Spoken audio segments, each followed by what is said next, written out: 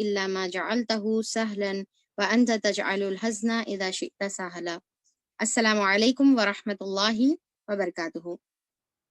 میں آپ سب کا فہم قرآن رمضان بوسٹر سیریز Day 34 میں استقبال کرتی ہوں۔ تو ہمارا الحمدللہ تفسیر کا جو سلسلہ ہے وہ چل رہا ہے، اور ہم لوگ ابھی تک سورہ الطور تک ہم لوگوں نے مکمل کر دیا۔ آج انشاءاللہ ہمارا بہت ہی پیارا اور بہت ہی خوبصورت اہم سورہ ہے سورہ النجم، تو وہ انشاءاللہ ہم لوگ دیکھیں گے یہاں پر۔ تو چلیے کلاس جو ہے اس سے پہلے کہ ہم لوگ سورہ کے آیتوں کی طرف بڑھیں، تھوڑا سا بیک گراؤنڈ ہم لوگ دیکھ لیں گے، پھر اس کے بعد ہم لوگ جو ہے آیتوں کی طرف آئیں گے۔ تو یہ جو سورہ ہے سورہ النجم، یہ ہمارا مکی صورت ہے، جس کے اندر ترتیب کے حساب سے، قرآنی ترتیب کے حساب سے یہ 53 نمبر کا سورہ ہے، اور اس کے اندر جو ٹوٹل آیتیں ہیں وہ 62 آیتیں ہیں، اور 3 رکوعات پر یہ مشتمل ہے۔ تو جس طریقے سے مکی صورت کا خاص سٹائل ہے، چھوٹی چھوٹی آیتیں، یہ سورہ کی بھی جو ہے چھوٹی چھوٹی آیتیں ہم لوگ محسوس کریں گے۔ اب اس کا نام اگر ہم دیکھیں گے النجم، تو اس کا نام پہلے ہی آیت جس سے اللہ تعالیٰ نے قسم سے یہ سورہ کو شروع کیا ہے، تو اس سے جو ہے نجم سے ہی یہ نام رکھا گیا ہے، فرسٹ آیت سے ہی علامتی کے طور پر۔ اور نجم کا مطلب تارے کو کہتے ہیں، سٹارز کو جو ہے نجم کہتے ہیں، ٹھیک ہے، تو اسی سے یہ نام رکھا گیا ہے۔ پھر زمان نزول اگر ہم دیکھیں گے، بیک گراؤنڈ کس زمانے میں نازل ہوا، کون سے دور میں نازل ہوا، تو یہ مکی دور کے جو ہے سیکنڈ فیز میں نازل ہونے والی صورت میں سے ہے۔ اراؤنڈ 5 نبوی کے زمانے میں رمضان کا مہینہ تھا، اور ہجرت حبشہ، پہلی جو ہجرت حبشہ ہے وہ پیش آ چکی تھی، یعنی کہ اتنا زیادہ ٹارچر مسلمانوں پر ہو رہا تھا، اتنا زیادہ ظلم اور ستم ان کے اوپر توڑا جا رہا تھا کہ مسلمان مجبور ہو گئے تھے کہ وہ ہجرت کر کر حبشہ چلے جائیں۔ پھر اس کے بعد یہ ہوا کہ جب صحابہ اکرام ہجرت حبشہ چلے گئے، ہو چکی تھی، تو پھر اسی سال کیا ہوا کہ رمضان میں یہ ایک واقعہ پیش آیا، جس میں آپ صلی اللہ علیہ وسلم نے قریش کے مجمع میں، بہت زیادہ جو مجمع عام تھا، اس میں آپ صلی اللہ علیہ وسلم نے ان کو دین کی دعوت دی، اور اس میں آپ صلی اللہ علیہ وسلم نے یہ سورہ نجم کی تلاوت فرمائی۔ اور جب آپ صلی اللہ علیہ وسلم تلاوت فرمائے تو یہ سورہ کے اینڈ میں سجدہ ہے، جس میں اللہ تعالیٰ نے سجدے کا حکم دیا ہے۔ تو آپ صلی اللہ علیہ وسلم نے یہ سورہ سن کر، یہ سورہ جب تلاوت فرمائے تو مسلسل، اب دیکھیے کہ مسلسل آپ صلی اللہ علیہ وسلم اتنے زیادہ آیتوں کا اتنا بڑا جو سورہ ہے وہ تلاوت کر رہے، اور پورے جتنے بھی وہاں پر حاضرین ہیں، جس میں مومن رہو یا کافر رہو یا مشرک جو بھی ہے، پورے دم بخود خاموشی سے پورا جو ہے آپ صلی اللہ علیہ وسلم کی تلاوت سن رہے، اور اتنے زیادہ مسمرائز ہو گئے، اتنے زیادہ آپ صلی اللہ علیہ وسلم کی تلاوت کے یعنی کہ اثر میں آ گئے کہ بے ساختہ جب آپ صلی اللہ علیہ وسلم یہ سورہ کے اینڈ میں جب سجدہ کرے تو وہ پورے لوگ، مومن تو ڈیفینیٹلی آپ کی اتباع کریں گے، پر جتنے بھی کافر اور مشرکین بھی جو وہاں پر موجود تھے، وہ پورے لوگوں نے سجدے میں سجدہ کیا، اور وہ بھی جو ہے سجدے میں گر گئے۔ تو اتنا زیادہ ان کے اوپر یہ سورہ کا اثر ہوا، اتنا زیادہ آپ صلی اللہ علیہ وسلم کی زبان سے جو ہے تلاوت کا اثر ہوا۔ پر اس کی روایت ہم دیکھتے ہیں کہ امام بخاری رحمۃ اللہ علیہ اس کی روایت کرتے ہیں، جس کے اندر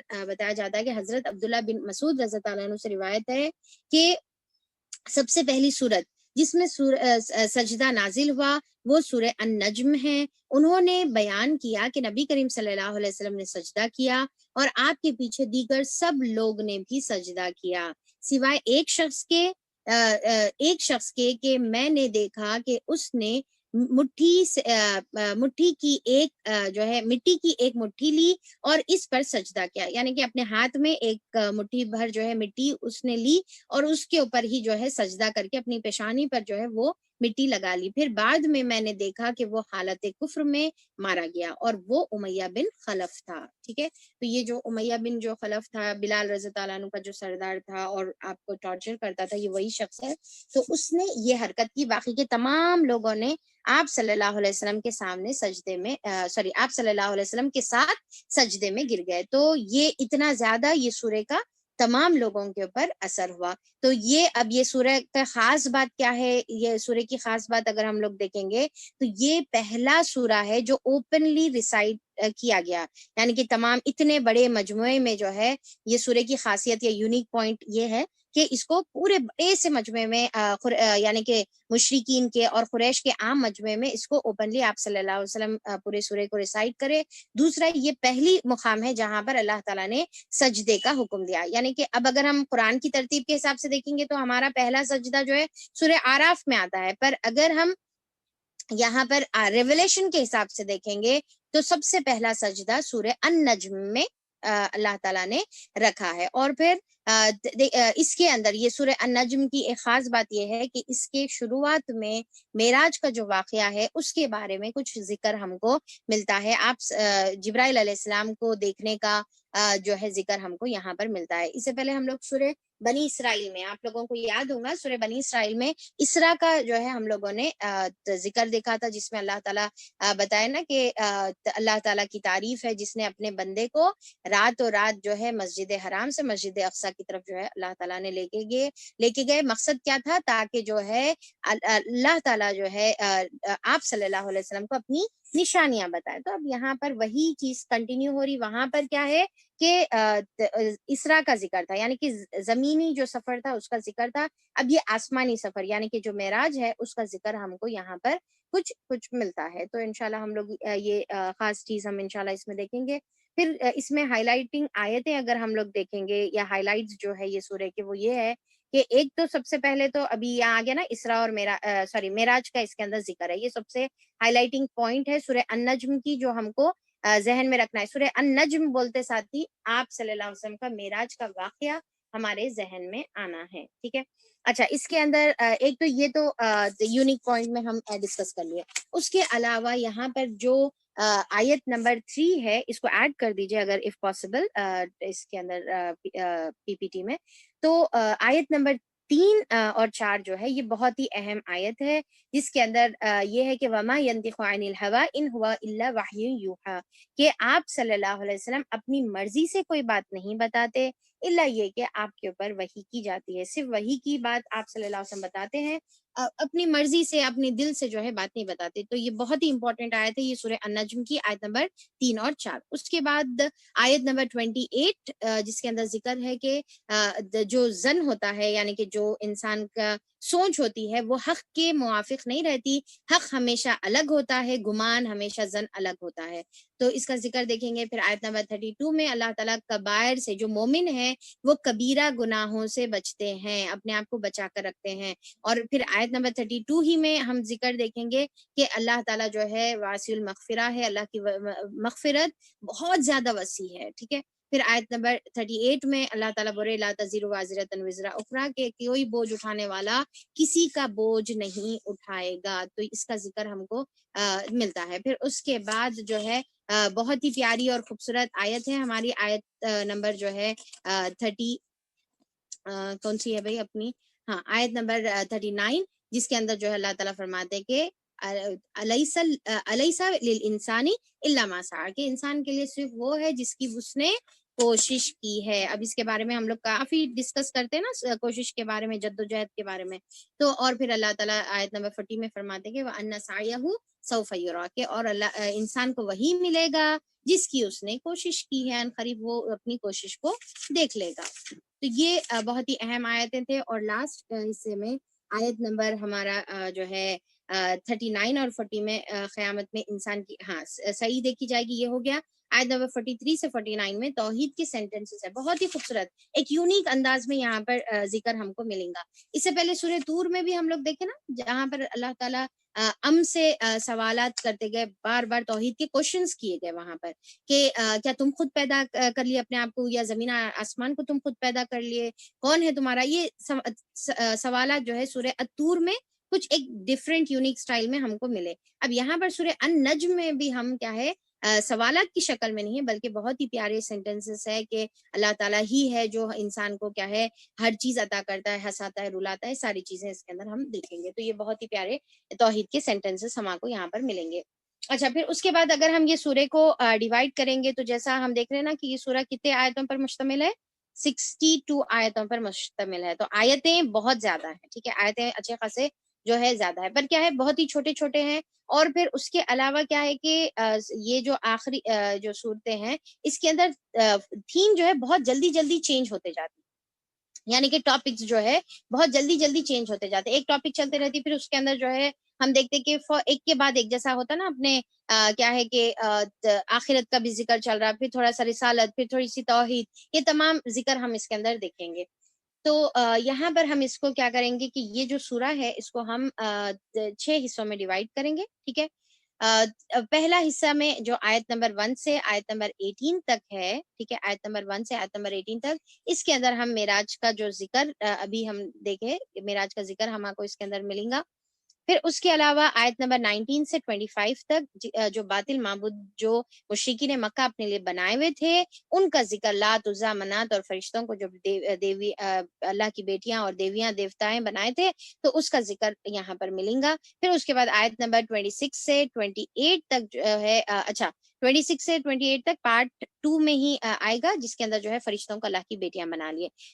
اور پھر آیت نمبر 29 سے 32 تک جو ہے اللہ تعالیٰ یہاں پر توحید کا ذکر کر رہے اور اللہ تعالیٰ حکم دے رہے کہ پلٹو اللہ تعالیٰ کی طرف. پھر اس کے بعد آیت نمبر 33 سے 42 تک اگر ہم دیکھیں گے تو یہاں پر جو ہے جو انسان کی جو صحیح ہے اللہ تعالیٰ بتا رہے کہ یہ اللہ انسان کی صحیح دیکھی جائے گی، جو انسان جس چیز کے لیے محنت کرتا ہے، کوشش کرتا ہے، وہی آخرت میں کنسیڈر ہوگا. پھر آیت نمبر 43 سے 49 تک توحید اور اللہ تعالیٰ کی قدرت کے جو سینٹینسز ہے وہ یہاں پر ذکر ہے. اور آخری حصہ 50 سے 62 تک جو تباہ کن قوم ہے ان کا ذکر اللہ تعالیٰ کرتے ہیں، اور کنکلوژن کا حصہ ہم کو یہاں پر ملے گا. اچھا، اگر یہ سورہ کی مرکزی مضمون تو ہم دیکھتے آ رہے ہیں نا، یہ سورہ کا مرکزی مضمون تو آخرت ہے، جو کیونکہ یہ ہمارا آخرت کا پارٹ ہمارا چل رہا ہے، پارٹ جو ہے تھرڈ پارٹ ہمارا چل رہا ہے نا، آخرت پر بیسڈ ہے، تو اس کا آخرت اس کا جو ہے مرکزی مضمون ہے. پر اگر ہم توحید دیکھیں گے، اگر ہم تھیم دیکھیں گے تو یہ تھیم میں ہم کو محسوس ہوگا کہ پہلے تو اللہ تعالیٰ آپ صلی اللہ علیہ وسلم کی رسالت کو ثابت کر رہے ہیں اس کے اندر، اور ساتھ میں کچھ ذکر اللہ تعالیٰ کیا ہے اپنی توحید کا بھی اس میں ملتا ہے، ہم کو توحید کا ذکر ملتا ہے، آخرت کی فکر کرنے کا حکم ملتا ہے. پر وہ سب ساری چیزیں جو ہے تھوڑے تھوڑے جو ہے بٹے ہوئے ہیں، جس طریقے سے ہوتی نا، آپ امیجن کریں جیسا چوٹی ہوتی ہے تو 3 حصے ہوتے ہیں اور تینوں حصے ایک دوسرے کے اندر بٹے ہوئے رہتے، تو اسی طریقے سے ہم کو یہ آخری صورتوں میں محسوس ہوگا کہ کبھی تھوڑا سا ذکر آخرت کا چل رہا، پھر توحید کا آ رہا، پھر رسالت کا آ رہا، تو اسی طریقے سے ذکر. البتہ اس میں زیادہ احکامات نہیں ملیں گے جو مدنی صورت میں ہم کو ملتے ہیں. ٹھیک ہے، تو پھر ہم اس کے ساتھ یہ بیک گراؤنڈ کے ساتھ انشاءاللہ ابھی ہم لوگ یہ سورہ سٹارٹ کریں گے. اعوذ باللہ من الشیطان الرجیم، بسم اللہ الرحمن الرحیم، والنجم اذا ہوا ما ضل صاحبكم وما غوى وما ينطق عن الهوى إن هو إلا وحي يوحى علمه شديد القوى. شروع اللہ کے نام سے جو نہایت مہربان رحم کرنے والا ہے. قسم ہے تارے کی جب کہ وہ غروب ہوا، تمہارا رفیق نہ بھٹکا ہے نہ بہکا ہے. تو اب یہاں پر آیت نمبر 1 میں اور 2 میں اللہ تعالیٰ پہلے تو قسم کھا رہے. قسم کے بارے میں ہم لوگوں نے بار بار یہ بات دیکھ لی ہے کہ توجہ دلانے کے لیے، امپورٹنس جو ہے بتانے کے لیے اللہ تعالیٰ کوئی بھی چیزوں کی قسم کھاتے، اور یہ بہت ہی اہم جو ہے یہ بات ذہن میں رکھنا ہے کہ اللہ تعالیٰ جس کی چاہے اپنی مخلوق میں سے قسم کھا سکتے ہیں، پر ہم اللہ تعالیٰ کی مخلوق میں سے کوئی چیز کی قسم نہیں کھا سکتے سوائے اللہ تعالیٰ کی. ٹھیک ہے، تو ہم صرف اللہ تعالیٰ کی قسم کھا سکتے ہیں، پر اللہ تعالیٰ اپنی مخلوق میں سے کوئی بھی چیز کی قسم اللہ تعالیٰ چاہے تو کھا سکتے ہیں.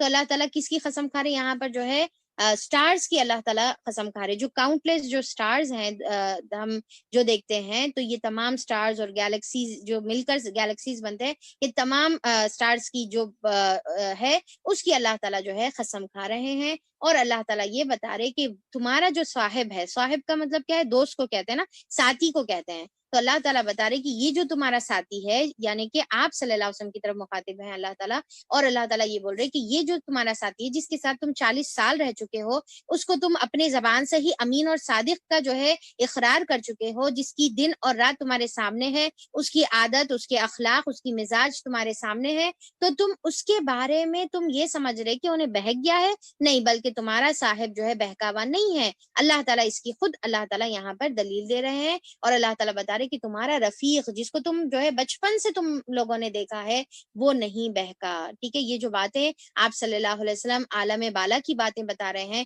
یعنی کہ کیونکہ ان کے لیے بہت زیادہ یہ بات ڈیفیکلٹ تھی ایکسپٹ کرنے کے لیے کہ ایک جو ہے فرشتہ آتا ہے اور ان کو یہ تمام باتیں سکھاتا ہے، جبکہ ان کے پاس وہ چیز نہیں آتی۔ یعنی کہ ان کو یہ بات کی تکلیف تھی کہ بھائی آپ کو ایک فرشتہ آ کر بتاتا ہے، ہم کو تو کبھی کوئی فرشتہ نہیں آیا، یا پھر آپ کے جو یعنی کہ آپ صلی اللہ علیہ وسلم کا جو قبیلہ تھا ان میں سے کیوں اللہ تعالیٰ نے سلیکٹ کیا، ہمارے قبیلے میں سے کیوں نہیں کیا، یہ ان کی ضد تھی۔ ورنہ پھر ان کے لیے یہ بات جو ہے بالکل اجنبی نہیں تھی، انہوں جانتے تھے کہ پہلے کے جو انبیاء تھے، جس طریقے سے موسیٰ علیہ السلام کے بارے میں بہت زیادہ یہ ان کے پاس علم تھا کہ جو یہود جو موسیٰ علیہ السلام کو مانتے ہیں ان کے پاس بھی فرشتہ آتا تھا، وہی لے کے آتا تھا، تو وہی کا جو کانسیپٹ تھا ان کے لیے کوئی اجنبی کانسیپٹ نہیں تھا، بلکہ ان کو معلوم تھا، پر ہضم کرنے کے لیے مشکل ہو رہا تھا۔ اور ہضم کرنے کے لیے کیوں مشکل ہو رہا تھا؟ کیونکہ اصل ان کے دلوں میں کیا تھا؟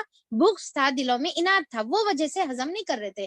تو بہرحال اللہ تعالیٰ یہاں پر اس کی قسم کھا کر یہ بات کی گواہی دے رہے ہیں۔ اور پھر دیکھیے کہ قسم بھی جس طریقے سے نجم کی کھائی جاتی ہے، تو یہاں پر جو ہے مفسرین اپنے الگ الگ انداز میں اس کو کنیکٹ کرتے ہیں سیکنڈ آیت سے، یعنی کہ فرسٹ آیت کو سیکنڈ آیت سے کنیکٹ کرتے ہیں، تو جس میں دو بہت ہی پیاری مجھے نظر آئے، تو میں وہ آپ کے سامنے رکھتی ہوں۔ ایک تو النجم کے سے جو کنیکٹ کرتے ہیں، تو لوگ وہ زمانے میں، ٹھیک ہے، وہ زمانے میں نجم کو یعنی کہ نجم سے راستے معلوم کرتے تھے۔ جیسا ہم کو معلوم ہے نا کہ سٹارز جو اللہ تعالیٰ نے آسمانوں میں رکھا ہے، اس کے 3 مقصد ہے جو ہم بارہا پڑھے ہوئے ہیں، ٹھیک ہے۔ ایک تو مقصد یہ ہے کہ لوگ اس کو راستہ فائنڈ آؤٹ کرنے کے لیے سٹارز کو دیکھ کر وہ زمانے میں ایز اے نیویگیشن کے طور پر وہ استعمال ہوتا تھا۔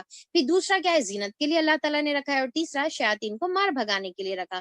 تو یہاں پر اللہ تعالیٰ بتا رہے کہ دیکھو قسم ہے ان ستاروں کی جس سے تم راستہ یعنی کہ دنیاوی راستہ، ٹھیک ہے، دنیاوی جو ہے راستہ معلوم کرنے کے لیے تم اس کو ریفر کرتے ہو، تو اللہ تعالیٰ یہاں پر بتا رہے کہ دیکھو یہ جو صاحب ہے جس کو اللہ تعالیٰ نے نبوت عطا کی ہے، وہ تم کو آخرت کی کامیابی کا صحیح صراط المستقیم والا راستہ تم کو بتائیں گے۔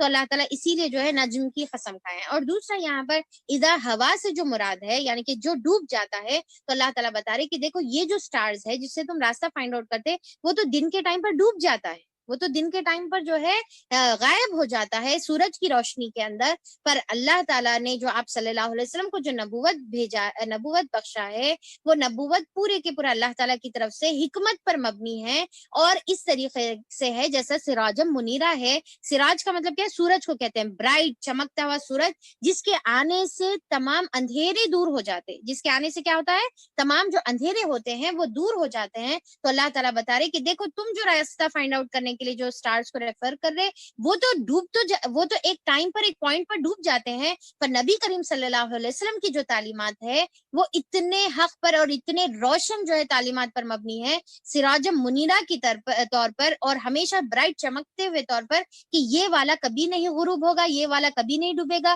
یہ والا کبھی نہیں مٹے گا، کیونکہ سٹارز جو ہے کیا ہوتا ہے؟ سورج آنے کی روشنی سے سٹارز ڈس اپیئر ہو جاتے ہیں، تو اللہ تعالیٰ بول رہے کہ یہ کبھی ڈس اپیئر نہیں ہونے والا، یہ ایسی روشن تعلیمات پر جو ہے یہ مبنی ہے، بیسڈ ہے، جو کبھی ختم نہیں ہونے والی ہے۔ اور آج ہم دیکھیے کہ 1400 سال سے زیادہ ہو گئے ہوئے ہیں، آج تک جو آپ صلی اللہ علیہ وسلم کی سراجم منیرہ والی جو روشنی پھیلی تھی، وہ آج تک وہ روشنی جو ہے باقی ہے، اللہ تعالیٰ نے وہ روشنی کو آج تک ہمارے لیے جو ہے باقی رکھا ہے۔ تو اب یہاں پر اللہ تعالیٰ یہاں پر جو ہے اللہ تعالیٰ قسم کھا کر اتنی خوبصورت بات اللہ تعالیٰ بتا رہے۔ پھر دوسری بات جو اللہ تعالیٰ بتا رہے، وما ينطق عن الهوى، ينطق کیا ہے؟ بات کرنے کو، منہ سے جو زبان سے جو بات نکلتی ہے اس کو کہتے ہیں کہ اللہ تعالیٰ بتا رہے کہ وہ اپنی خواہشات نفس سے، عن الهوى خواہشات نفس سے جو ہے بولتا نہیں ہے، اپنی مرضی سے جو ہے وہ بات نہیں کرتا ہے۔ تو اب اس کا کیا مطلب ہے؟ اب دیکھیے کہ پہلے تو ہوا کا اگر ہم معنی دیکھیں گے تو ہوا کے بارے میں ہم کئی بار دیکھیں نا کہ ہوا اس کو کہتے ہیں جو خواہشات نفس پر مبنی ہے. ہوا کیوں کا مطلب کیا ہے کہ وہ چیز جو انسان کو اوپر سے نیچے گرا دے. ایکچولی ہوا کا مطلب کیا ہے؟ وہ چیز جو انسان کو اوپر سے نیچے گرا دے. اب جب انسان اپنے خواہشات کی پیروی کرتا ہے تو کیا ہے کہ اپنے جو اللہ تعالیٰ نے اس کو پوزیشن عطا کی ہے اس سے وہ نیچے گر جاتا ہے, یعنی کہ اسفل السافلین میں وہ گر جاتا ہے. تو اسی لیے اس کو جو ہے ہوا سے تشبیہ دی گئی ہے, یعنی کہ خواہشات نفس کو ہوا کہا گیا ہے. اب آپ دیکھیں کہ جیسا اگر ہم اپنی اولاد اگر ہم اولاد کو بھی دیکھیں گے, بچوں کو بھی دیکھیں گے, کچھ جو ہے بہت فرما بردار ہوتے ہیں, اور کچھ کیا ہے اولاد ایسی ہوتی ہے جو اپنے خواہشات کی پیروی کرنے والی ہوتی, یعنی کہ ان کی خواہش ہوتی سونا تو انہوں سو جاتے, ان کی خواہش ہوتی کہ کھیلنا تو انہوں کھیل لیتے. یہ نہیں کہ بھائی مما کیا بول رہے, ٹھیک ہے, مما کیا بول رہے. تو اس سے کیا ہوتا کہ آپ کی جو ہے آپ کے نظر میں آپ کی وہ جو بچہ جو آپ کی فرما برداری نہیں کرتا اور اپنے خواہشات کی پیروی کرتا ہے, وہ آپ کی نظر میں گر جاتا ہے بنسبت وہ اولاد کے جو اپنے جو ہے والدین کی فرما برداری کرتا ہے, آپ کی فرما برداری کرتا. تو کیا ہوتا کہ جب بھی ہم اپنے جو ہے ہوا کو فالو کریں گے تو انسانوں کی نظروں میں بھی گریں گے اور اللہ تعالیٰ رب العالمین کی نظروں میں بھی ہم گریں گے. تو یہاں پر اللہ تعالیٰ بتا رہے کہ بہرحال اب یہ تو تھا خواہشات نفس, تو اللہ تعالیٰ بول رہے کہ آپ صلی اللہ علیہ وسلم اپنی خواہشات نفس سے کچھ بھی نہیں بولتے. ہر چیز کیا ہوتی ہے, ان ہوا الا وحی یوحا, بلکہ ہر چیز اللہ تعالیٰ کی طرف سے نازل ہوتی ہے آپ کی طرف, یعنی کہ جو بھی آپ بتا رہے. اب اس کے اندر ایک سوال یہ پیدا ہو سکتا کہ چلو بھائی قرآن تو اللہ تعالیٰ کی طرف سے آپ کی طرف نازل ہو رہا, وہ تو 100% اللہ کی طرف سے ہی ہے, پیور ہے, ٹھیک ہے, اوکے. اب حدیث کا کیا معاملہ ہے؟ سوال یہ ہوتا ہے کہ حدیث کا کیا معاملہ ہے. کیا حدیث میں بھی جو آپ صلی اللہ علیہ وسلم بولتے ہیں, جو باتیں ہم کو بتاتے ہیں, جو چیزوں کی نیوز ہم کو دیتے ہیں, یا جو چیزوں کا طریقہ, یعنی کہ جیسا ہے نا جنت اور دوزخ کی آپ صلی اللہ علیہ وسلم خبر دے رہے جو ہم کو حدیثوں میں ملتی ہے, آخرت کی, جان کنی کے عالم کی, سکرات الموت کی, فرشتوں سے ریلیٹڈ ہے, یا پھر جو ہے اس طریقے کی اللہ تعالیٰ کی قدرت سے, اللہ تعالیٰ کی جو ہے ذات سے جو ریلیٹڈ احادیث ہے, تو کیا یہ بھی اللہ تعالیٰ کی طرف سے ہوتے ہیں؟ اور یا پھر جو ہے جس طریقے سے ہم جو نمازیں پڑھتے ہیں, زکوٰۃ اور روزہ, اور پھر ہمارے حج اور ہماری دیگر جو ہمارے کو حدیثوں سے طریقے ملتے ہیں, تو کیا یہ بھی وہی بیسڈ ہوتے ہیں؟ تو ہاں, یاد رکھیے کہ اللہ تعالیٰ بتا رہے, کیا بول رہے یہاں پر, ان ہوا الا وحی یوحا, ہر چیز اللہ تعالیٰ کی طرف سے, یعنی کہ قرآن تو 100% ہے ہی ہے, حدیث بھی 100% اللہ تعالیٰ کی طرف سے وحی کی جاتی ہے, اللہ تعالیٰ کی طرف سے جو ہے وہ ہوتی ہے. یہاں تک کہ اب جس طریقے سے نا روزمرہ کی اگر ہم زندگی بھی دیکھیں گے آپ صلی اللہ علیہ وسلم کی,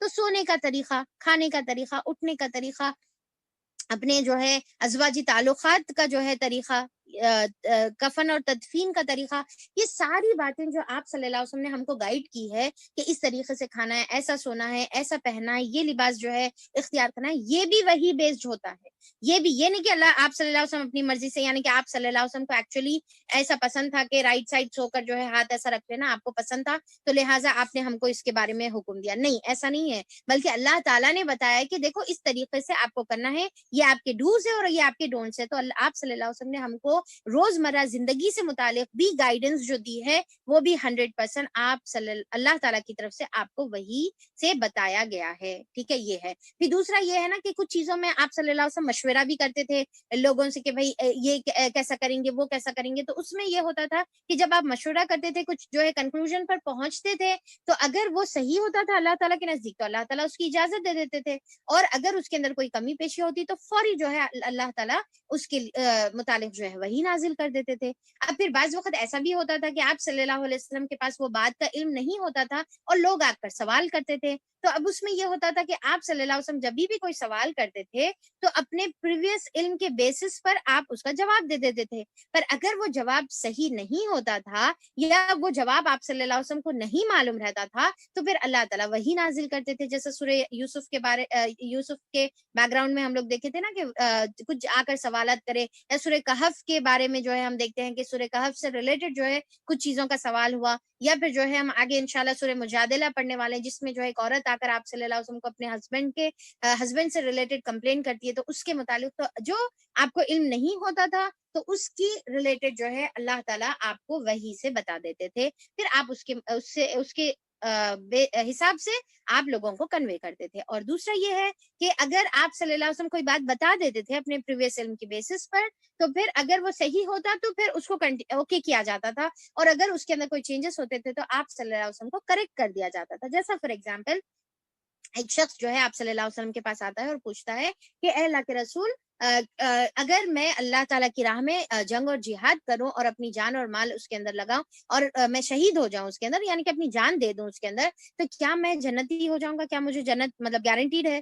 کیونکہ صحابہ دیکھیے کہ صحابہ اکرام کو ایکچولی فکر ہوتی تھی کہ بھائی جنت کی گارنٹی کیا عمل سے ملنے والی ہے. انہوں ہمیشہ فکر کرتے تھے اور جان اور مال کی بازی لگا کر اس کی سوالات کرتے تھے. اور کیا دیکھیے سوال دیکھیے کیا ہے کہ کیا میں جان لگا دوں تو کیا مجھے جنت ملے گی؟ تو آپ صلی اللہ علیہ وسلم نے فرمایا کہ ہاں, کیونکہ قرآن کے اندر اور بہت سارے احادیث میں اس کا ذکر ہے. تو پھر اس کے بعد فوری جو ہے جبرائیل علیہ السلام آتے ہیں اور آ کر بتاتے ہیں کہ ہاں اگر جہاد کریں گے تو جنت کی بشارت ہے ڈیفینیٹلی, پر سوائے اس کے جو قرض دار ہے, اگر جب تک قرض ادا نہیں ہوگا اور اس کا قرض باقی رہے گا اس کے سر پر, تو پھر اس کو جو ہے وہاں پر جنت میں نہیں ڈالا جائے گا, روک لیا جائے گا. جیسا ہم جانتے ہیں نا کہ جیسا انسان شہید ہوتا ہے تو اس کی روح کو اللہ تعالیٰ کیا کرتے ہیں کہ جنت میں جو ہے اللہ تعالیٰ اس کو پرندوں کی شکل میں بھیج دیتے ہیں. تو پھر یہاں پر اللہ تعالیٰ جو ہے جبرائیل علیہ السلام آ کر یہ نیوز دیے کہ نہیں, سوائے مخروص کے قرض دار کو نہیں ہے. تو پھر اب اس سے کیا ہے کہ فوری آپ صلی اللہ علیہ وسلم وہ شخص کو روکتے ہیں اور روک کر آپ صلی اللہ علیہ وسلم بولتے ہیں کہ دیکھو سوائے اس کے, تو آپ اس کو ایڈ کر دیتے ہیں. تو اس طریقے کی جو ہے وحی کا طریقہ یہ ہوتا تھا کہ ہر چیز آپ صلی اللہ علیہ وسلم کی گائیڈڈ ہوتی تھی. اب اس کے اندر جو ہے ایک ہم کو اور ایک بھی بہت ہی پیاری ہم کو ایک حدیث ملتی ہے جس کے اندر آتا ہے کہ عبداللہ بن عمرو رضی اللہ عنہ, یعنی کہ یہ جو ہے عمر بن عاص رضی اللہ عنہ کے جو ہے عمرو بن عاص رضی اللہ عنہ کے بیٹے ہیں, نوجوان صحابی تھے, کم عمر کے صحابی تھے.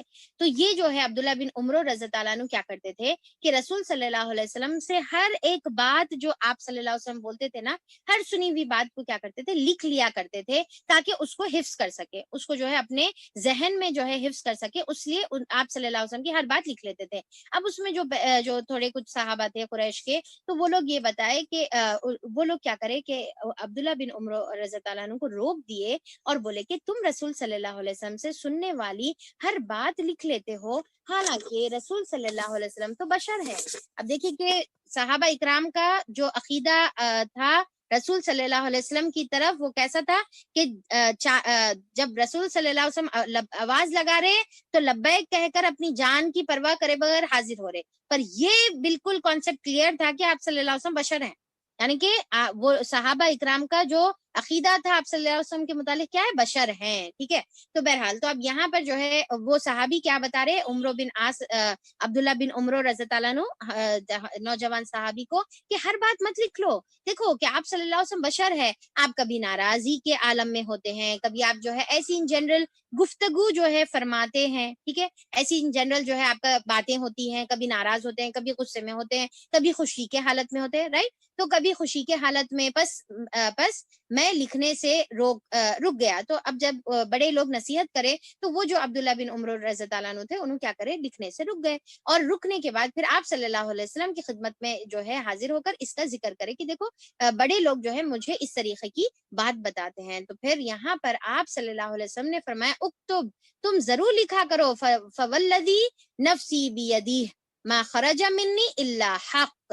تو آپ صلی اللہ علیہ وسلم نے فرمایا تم لکھ لیا کرو اس ذات پاک کی قسم جس کے ہاتھ میں میری جان ہے, میرے منہ سے حق کے سوا کوئی بات نہیں نکلتی. یعنی کہ ایون آپ صلی اللہ علیہ وسلم نارمل کنورزیشن بھی کر رہے, آپ صلی اللہ علیہ وسلم غصے کے عالم میں رہو یا ناراضگی کے عالم میں رہو, جو بھی رہو, میرے منہ سے حق کے علاوہ نہیں نکلتا. اب دیکھیے کہ ایک اس میں دو چیزیں ہیں, ایک یہ ہے کہ آپ صلی اللہ علیہ وسلم کے منہ سے حق کے علاوہ اللہ تعالیٰ ہر چیز گائیڈ کرتے ہیں, ہر چیز آپ صلی اللہ علیہ وسلم کی جو ہے اللہ تعالیٰ کی گائیڈنس کے مطابق ہوتی ہے, زبان سے جو ہے آپ صلی اللہ علیہ وسلم حق نکالتے ہیں. اور اگر ان کیس آپ صلی اللہ علیہ وسلم کچھ بات اگر حق کے برخلاف بھی اگر کچھ بول دیے بشر ہونے کے تقاضے پر, انسان ہونے کے ناطے پر, تو اللہ تعالیٰ اس کو پھر کیا کرتے تھے, کریکٹ بھی کروا دیتے, فوری جو ہے وہ چیز کی اصلاح ہو جاتی تھی. کوئی بات آپ صلی اللہ علیہ وسلم, جیسا آگے سورہ تحریم میں ہم لوگ دیکھیں گے نا کہ آپ صلی اللہ علیہ وسلم قسم کھا لیے کہ نہیں شہد نہیں پیوں گا, نیکسٹ ٹائم سے شہد نہیں کھاؤں گا, تو پھر اللہ تعالیٰ فوری کریکٹ کر دیے. ٹھیک ہے, تو جو بھی آپ کا عمل تھا، ایکشن تھا، سورہ عبسہ میں بھی ہم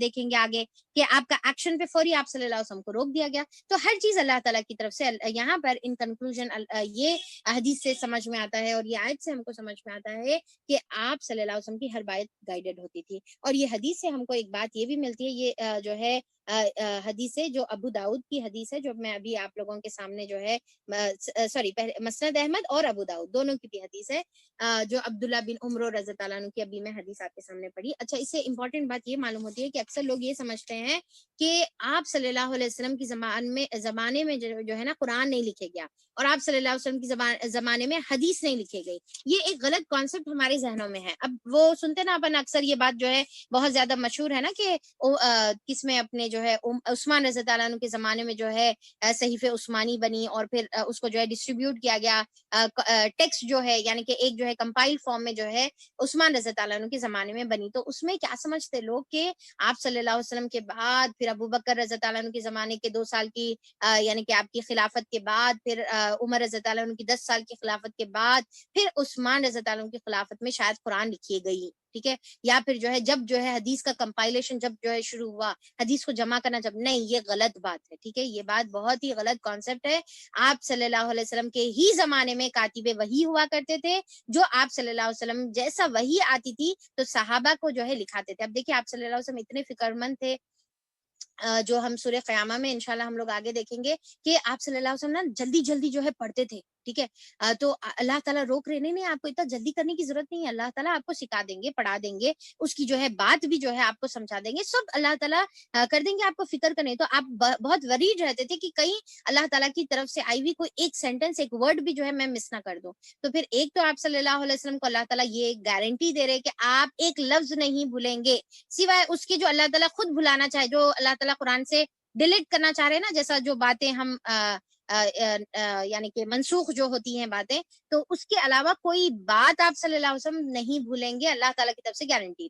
پھر دوسرا یہ ہے کہ آپ صلی اللہ علیہ وسلم پھر بھی جو ہے ایک یعنی کہ اپنے احتیاط کے لیے فوری اس کو لکھا دیا کرتے تھے. کاتب وحی ہوا، زید بن ثابت رضی اللہ عنہ ہے، علی رضی اللہ عنہ ہے، خود وہ کاتب وحی ہے. تو آپ جو ہے کیا ہے، صحابہ اکرام جو ہے کچھ اپوائنٹڈ تھے جو فوری فوری چیزوں کو اللہ تعالیٰ کی طرف سے وحی جو آتی تھی اس کو لکھ لیتے تھے. اس کے علاوہ کچھ صحابہ اکرام اپنے پاس جو ہے اپنے ریفرنس کے طور پر حدیثوں کو بھی لکھ لیتے تھے، یعنی کہ اب جیسے عبداللہ بن عمر رضی اللہ عنہ کی ابھی روایت ہم دیکھیں تو اسی طریقے سے صحابہ اکرام اپنی طرف سے جو ہے حدیث لکھ لیتے تھے، اور بلکہ ان کو یہ ڈفرینشیٹ کر سکتے تھے کہ یہ قرآن کا حصہ ہے اور یہ حدیث کا حصہ ہے، ان کو معلوم تھا وہ بات. ٹھیک ہے، اچھا، اس کے علاوہ قرآن پھر کیا ہے کہ الگ الگ جو جز میں بکھرا ہوا تھا، یہ ہوا کہ ابو بکر رضی اللہ عنہ کے زمانے سے اس کو ایک جگہ کمپائل کرنا شروع کرے ہر جگہ سے، اور عمر رضی اللہ عنہ کے زمانے میں پھر یہ کام چلا. ہر ایک صحابی سے جو ہے اس کو کیا کرتے تھے، لے لیا کرتے تھے، ہر صحابی سے آیتیں لیتے تھے، اور ایک ایک آیت کو کراس چیک 10 صحابہ سے جو ہے کرواتے تھے، کاتب وحی صحابہ سے کرواتے تھے، اور اس کو کراس چیک کرنے کے بعد پھر ایک ایک آیت کو سینکشن کیا جاتا تھا، ایکسپٹ کیا جاتا تھا، اس کے بعد اس کو لیا جاتا تھا.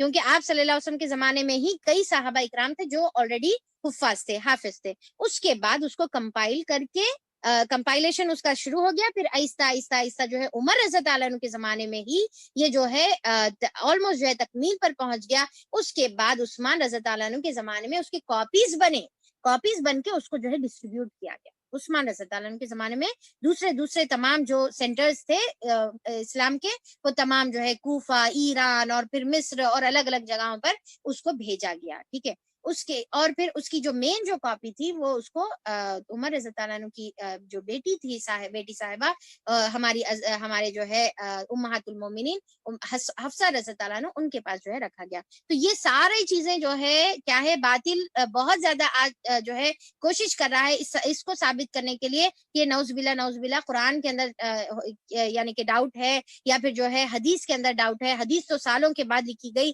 اور ایسے بیکار کی باتیں جو ہے ذہن میں ڈال کر لوگوں کو جو ہے گمراہ کرنے کی کوشش کی جا رہی ہے. تو یہ بات ہم کو جو ہے بہت ہی اچھی طریقے سے ذہن میں رکھ لینا ہے کہ قرآن اور حدیث دونوں کی بھی حفاظت اللہ تعالیٰ اپنے ذمہ لیا ہے.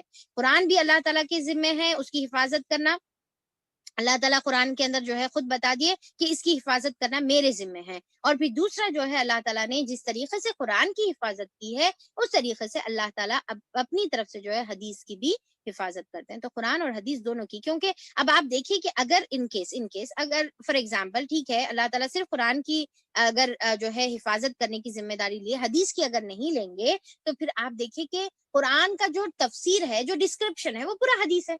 حدیث اگر جو ہے پریزرو نہیں کی جائے تو پھر قرآن کو پھر سمجھنا مشکل ہو جائے گا.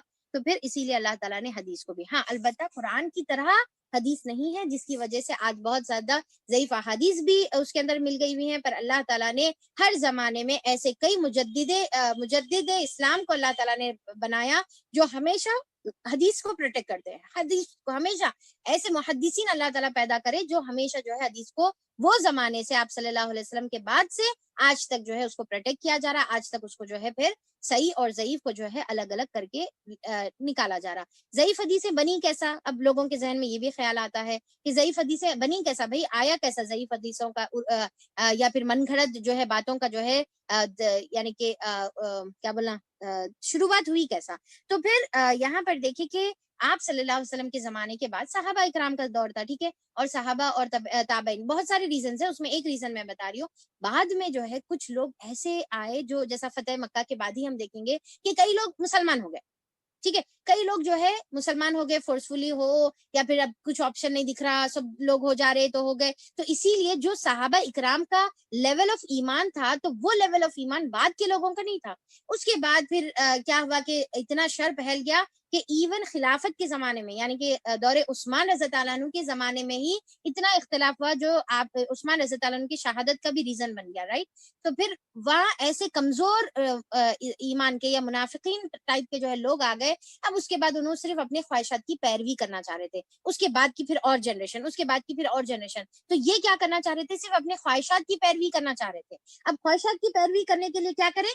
عجیب عجیب قسم کے جو ہے روایتیں اپنی طرف سے من گھڑت بناتے گئے اور لوگوں کے اندر عام جو ہے کرتے گئے اور یہ بولتے گئے کہ نہیں نہیں اس کے اوپر عمل کرو. اور خاص طور پہ جیسا بعد میں جو ہے یوسف بن حجاج کے بارے میں بھی آتا ہے اور بعد کے بہت سارے جو ہے ایسے بادشاہوں کے بارے میں آتا ہے جو کیا کرے کہ عوام کیونکہ توحید پرست اگر ہو گئی اور پھر تقوی والی ہو گئی، قرآن اور حدیثوں کو پڑھنے اور عمل کرنے والی ہو گئی، تو پھر اس کے عیش و آرام کی طرف جو ہے لوگ دیکھتے جائیں گے، تنقید کرتے جائیں گے، اس کو جو ہے بادشاہی سے نکالیں گے. تو پھر اس نے کچھ جو ہے ایسے باطل یا پھر علماء سو کو جو ہے اس نے اپوائنٹ کیا جو ظاہری طور پر علماء تھے پر حقیقت نہیں تھے. اور اس نے یہ کہا کہ تم ایسے ایسے چیزوں میں لوگوں کو مبتلا کرتے جاؤ، انوالو کرتے جاؤ نیکی کے نام پر، ثواب کے نام پر، کہ لوگ جو ہے اصل کتاب سے دور ہو جائیں. تو اس کے بعد یہ تمام جو چیزوں کا عروج آیا نا، یہ جو کھیر بنانا ہے، پوریاں بنانا ہے، کنڈے کرنے کا ہے، چراغاں لگانے کا ہے، سیلیبریشن کرنے کا ہے، سبیلے لگانے کا، یہ سارے جو چیزوں کا وجود ہے یہ تمام بعد میں آیا. کیونکہ لوگ اگر اس میں مصروف ہے نا، ماشاءاللہ سے ہر تھوڑے دن کے بعد سے ایک کسی کا کچھ جو ہے سیلیبریشن آ جاتا، پھر تھوڑے دن کے بعد سے دوسرا، اور بس اسی میں مصروف رہ جاؤ. اور پھر غلط چیزیں یعنی کہ یہ اتنا پڑھ لو، وہ اتنا پڑھ لو، اس سے کامیاب ہو گئے، اس سے جنت مل جاتی، اتنا عمل کرنے سے ایسا ہو جاتا. تو یہ جب جیسا بولنا شروع کر دیے تو لوگ کیا کرے کہ صرف وہی چیزوں میں مبتلا ہو گئے اور جس کو جو اپنی منمانی کرنا ہے وہ منمانی کرے. تو ایسا جو ہے کئی من گھڑت، ایک تو ضعیف احادیث الگ چیز ہے، ٹھیک ہے، ایک ہوتی ضعیف احادیث ہوتی ہے جس کا جو ہے چین ہم کو نہیں ملتی. دوسرا یہاں پر جو سب سے خطرناک چیز ہوتی ہے وہ من گھڑت باتیں، مرضی میں جیسے باتیں جو آج ہمارے اسلام کا حصہ بنی ہوئی ہے. اور جو ہے لوگ ایسا عبادتوں کی طرح وہ چیزوں پر عمل کرتے جس کا دور دور تک نہ ہمارے آپ یعنی کہ آپ صلی اللہ علیہ وسلم کی طرف نہ جو ہے صحابہ اکرام کی طرف جو ہے اس کا کوئی چھوٹا سا ادنا سا بھی عمل جو ہے ہم کو نہیں ملتا. آج دیکھیے آپ صلی اللہ علیہ وسلم کی برتھ ڈے کا کیسا منا رہے، اتنا بڑا کیک جو ہے آپ لوگ بھی دیکھے ہوں گے، وہ اتنی وائرل ویڈیو ہوئی، اتنا بڑا کیک، انسان سے اتنا بڑا کیک، اور اس کو جو ہے ایسا سب لوگ مل کے پکڑ کے جو ہے اپنے ہاتھوں سے داڑیاں، حالانکہ ماشاءاللہ داڑیوں والے ہیں، پکڑ کر نائف کو اوپر سے جو ہے کاٹ رہے، استغفر اللہ العظیم، کہ ہیپی برتھ ڈے رسول اللہ صلی اللہ علیہ وسلم. تو نعوذ باللہ، اس طریقے کا کیا یہ دین کا مذاق ہے؟ یہ کیا کیا کیا کر رہے ہیں؟ یہ طریقہ کیا ہمارے نبی کا تھا، ہمارے رسول صحابہ کا تھا، کس کا طریقہ تھا؟ اور یہ بول رہے کہ ہیپی برتھ ڈے رسول اللہ، بلکہ جو ہے گا لیتے جس طریقے سے برتھ ڈے جو ہے ردم میں پڑھا جاتا ہے، تو ویسا جو ہے ردم میں پڑھ کر جو ہے اتنا بڑا کیک جو ہے انسان کے ہوتا کیک وہ جو ہے کاٹ رہے. تو نعوذ باللہ ایسی باتیں ایسی تمام چیزیں جو ہے جس کا دین سے کوئی تعلق نہیں ہے. تو یہاں پر یہ بات ہمیشہ ہمیں کو یاد رکھنا ہے. اور جتنے بھی باطل لوگ یہ بات اگر کوئی بولے اپنی زبانوں سے کہ حدیث جو ہے اللہ تعالیٰ کی پروٹیکشن میں نہیں ہے، غلط بات ہے. حدیث پروٹیکشن میں اسی لیے آج 1400 سال کے بعد بھی آج ہمارے پاس صحیح احادیث کا پورا کمپائلیشن ہمارے پاس موجود ہے. صحیح بخاری کی شکل میں، صحیح مسلم کی شکل میں، ابو داؤد، ترمذی، ابن ماجہ، نسائی، یہ جو 6 ٹوٹل کتابیں ہیں اس کے اندر جو ہے یہ 4 کتابوں میں صحیح بخاری اور مسلم کے علاوہ یہ جو 4 کتابیں ہیں اس کے اندر جب کمپائل ہوئی تو کچھ جو ہے ضعیف روایتیں بھی موجود ہو گئی. پھر اس کے بعد وہ کتابوں کو پھر سے ریوائز کیا گیا، ٹھیک ہے. اور اس کے اندر سے جو ابو داؤد ہے، ترمذی ہے، ابن ماجہ ہے، نسائی ہے، تو یا پھر بیہقی، یہ تمام بہت سارے، ابن خزیمہ، بہت سارے دوسرے بھی ہے. تو اس کے اندر سے ضعیف کو نکال کر پھر صحیح ابو داؤد، ٹھیک ہے، جو ہے ترمذی، ابن ماجہ، اس کے پھر سے الگ سے بنائے گئے.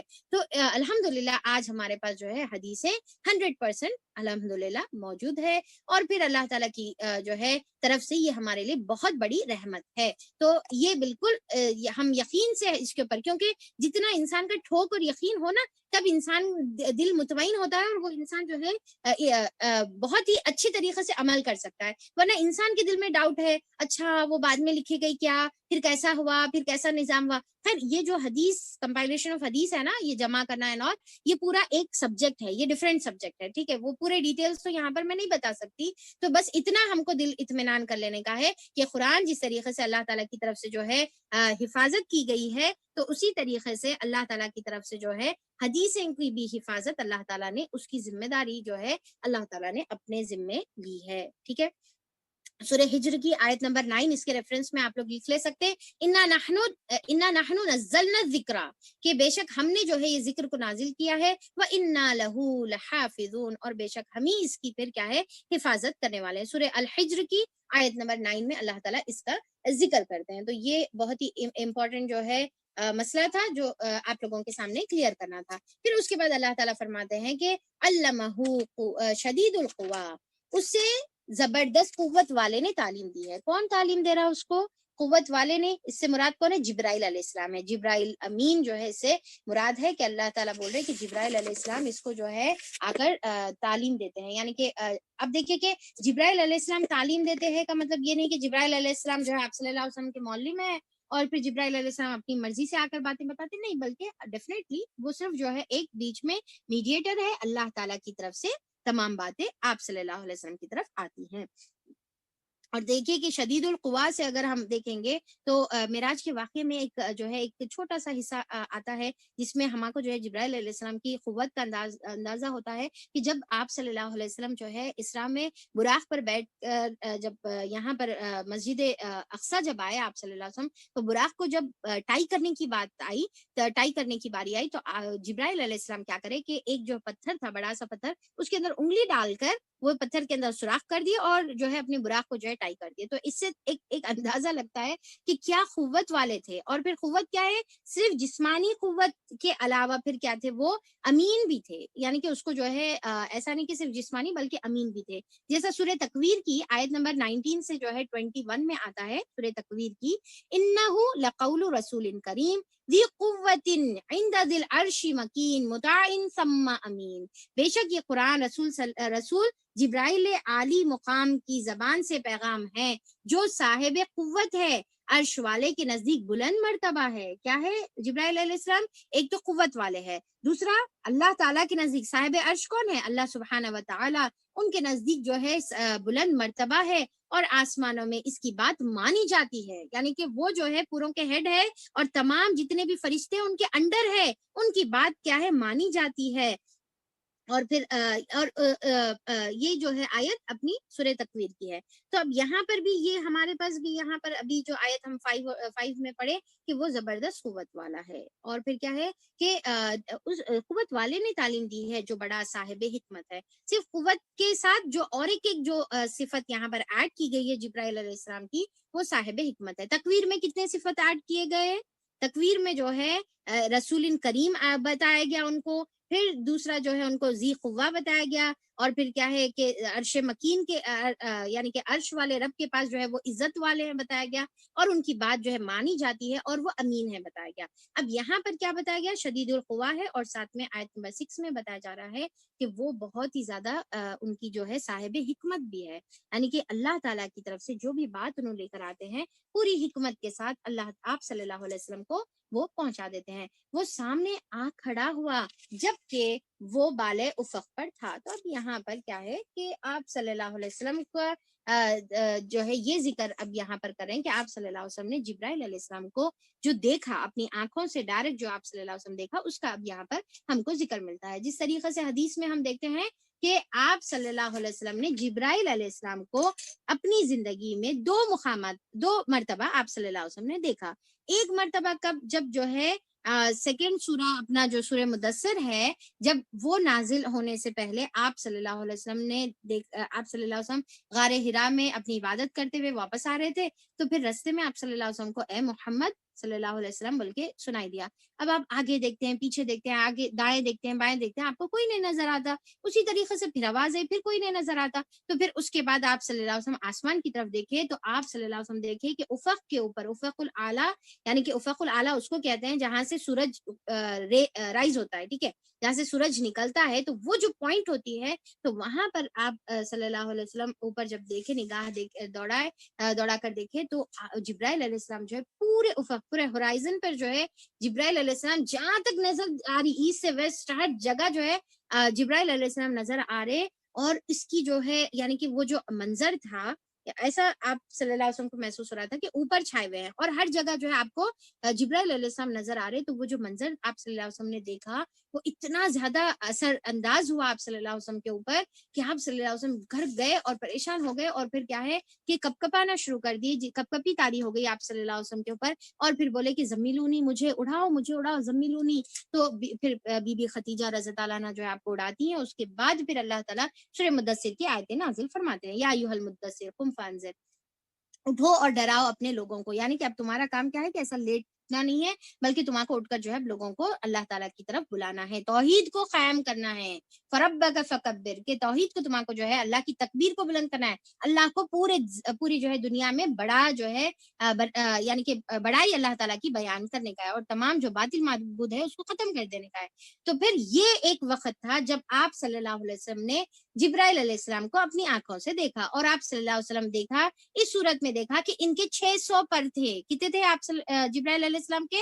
600 پر ہیں، اور ان میں سے ہر پر نے افق کو گھیر رکھا ہے، اوپر کا جو افق ہے اس کو گھیر رکھا ہے۔ ان کے پر سے ایسے رنگا رنگ موتی اور یاقوت گرتے ہیں جنہیں اللہ تعالیٰ ہی بہتر جانتا ہے۔ کیا بتا رہے آپ صلی اللہ علیہ وسلم؟ یہ دیکھیے عبداللہ ابن مسعود رضی اللہ عنہ کی روایت ہے، ٹھیک ہے، کہ جو آپ صلی اللہ علیہ وسلم جو ہے دیکھے، یہ مسند احمد کی جو ہے یہ والی جو حدیث ہے، یہ مسند احمد کی حدیث ہے۔ تو کتنے پر ہے آپ صلی اللہ علیہ وسلم جو دیکھے؟ جبرائیل علیہ السلام کے 600 پر ہے، اور پھر کیا ہے کہ وہ پر میں سے اتنے خوبصورت جو ہے کچھ جیسا ایسا لگ رہا تھا کچھ موتی، اور پھر کیا ہے کچھ یاقوت اور موتی اور پرلز اور سٹونز جو ہے کچھ ایسا گرے جیسا، یعنی کہ اتنا زبردست جو ہے وہ منظر تھا۔ پر کیونکہ پہلی بار ایسا منظر آپ صلی اللہ علیہ وسلم دیکھے تو آپ کو ایک عجیب سی کیفیت آپ کے اوپر طاری ہو گئی۔ پھر اس کے بعد جب آپ صلی اللہ علیہ وسلم نے جو دوسری مرتبہ جبرائیل علیہ السلام کو دیکھے، وہ ہے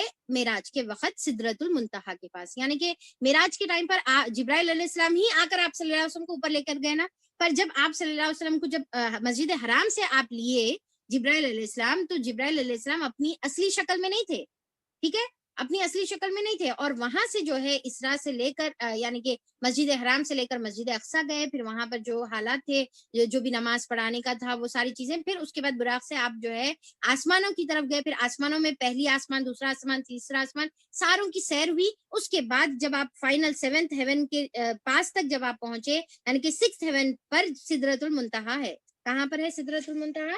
6th والا جو آسمان ہے وہاں پر ہے۔ تو وہاں پر جب آپ پہنچے تو وہاں پر جبرائیل علیہ السلام اپنے اوریجنل فارم میں پھر واپس آ گئے، ٹھیک ہے, اپنے اوریجنل فارم میں آ گئے. اور وہ دوسری مرتبہ تھا جب آپ صلی اللہ علیہ وسلم نے جبرائیل علیہ السلام کو اپنی اصلی حالت میں دیکھا, اور جبرائیل علیہ السلام نے فرمایا کہ دیکھیے یہاں تک میرا جو ہے یعنی کہ ریچ تھا, اس سے آگے میں آگے نہیں بڑھ سکتا. اگر میں ایک قدم بھی آگے بڑھاؤں نا تو میرے پورے پر جو ہے میرے جل کے بھسم ہو جائیں گے, یعنی کہ میں جل جاؤں گا.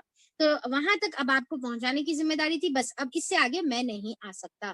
تو پھر یہ کیا ہے, سدرۃ المنتہا, انتہا ہے. اس کے بارے میں اب یہاں پر جب آئیں گا تو میں بتاؤں گی. تو یہ ہمارا سیکنڈ. تو اب یہ چیزوں کو ذہن میں رکھتے ہوئے اگر ہم آیتیں پڑھیں گے تو پھر ہم کو یہ بات جو ہے سمجھ میں آئے گی. ٹھیک ہے, پھر اللہ تعالیٰ بتا رہے کہ فرسٹ ٹائم جو دیکھے نا, کہ اب دیکھے آپ صلی اللہ علیہ وسلم جب جو ہے وہ پہلی بار جب دیکھے جبکہ وہ بالائے افق پر تھا, یعنی کہ یہ جو فرسٹ ٹائم سورہ مدثر کے ٹائم پر, پھر قریب آیا اور پھر معلق ہو گیا, جیسا لگ رہا تھا کہ اوپر سے جو ہے لٹک رہے ہیں, اوپر جو ہے نظر آ رہے ہیں, یہاں تک کہ 2 کمانوں کے برابر اس سے کچھ کم فاصلہ رہ گیا. یعنی کہ اتنا قریب آئے کہ جیسا جو کمان ہوتی ہے نا اپنی جو تیر کی کمان ہوتی ہے, ٹھیک ہے, تو تیر کی کمان میں جیسا یہ جو شیپ بنا ہوا رہتا ہے نا, سی کا جیسا شیپ بنا ہوا رہتا, تو وہ جو 2 کمانوں کا جیسا کارنرز ہوتے ہیں نا, دو جو اینڈ ہوتے ہیں, تو اس طریقے سے جو ہے آپ صلی اللہ علیہ وسلم کے وہ پھر کیا ہے قریب آ گئے.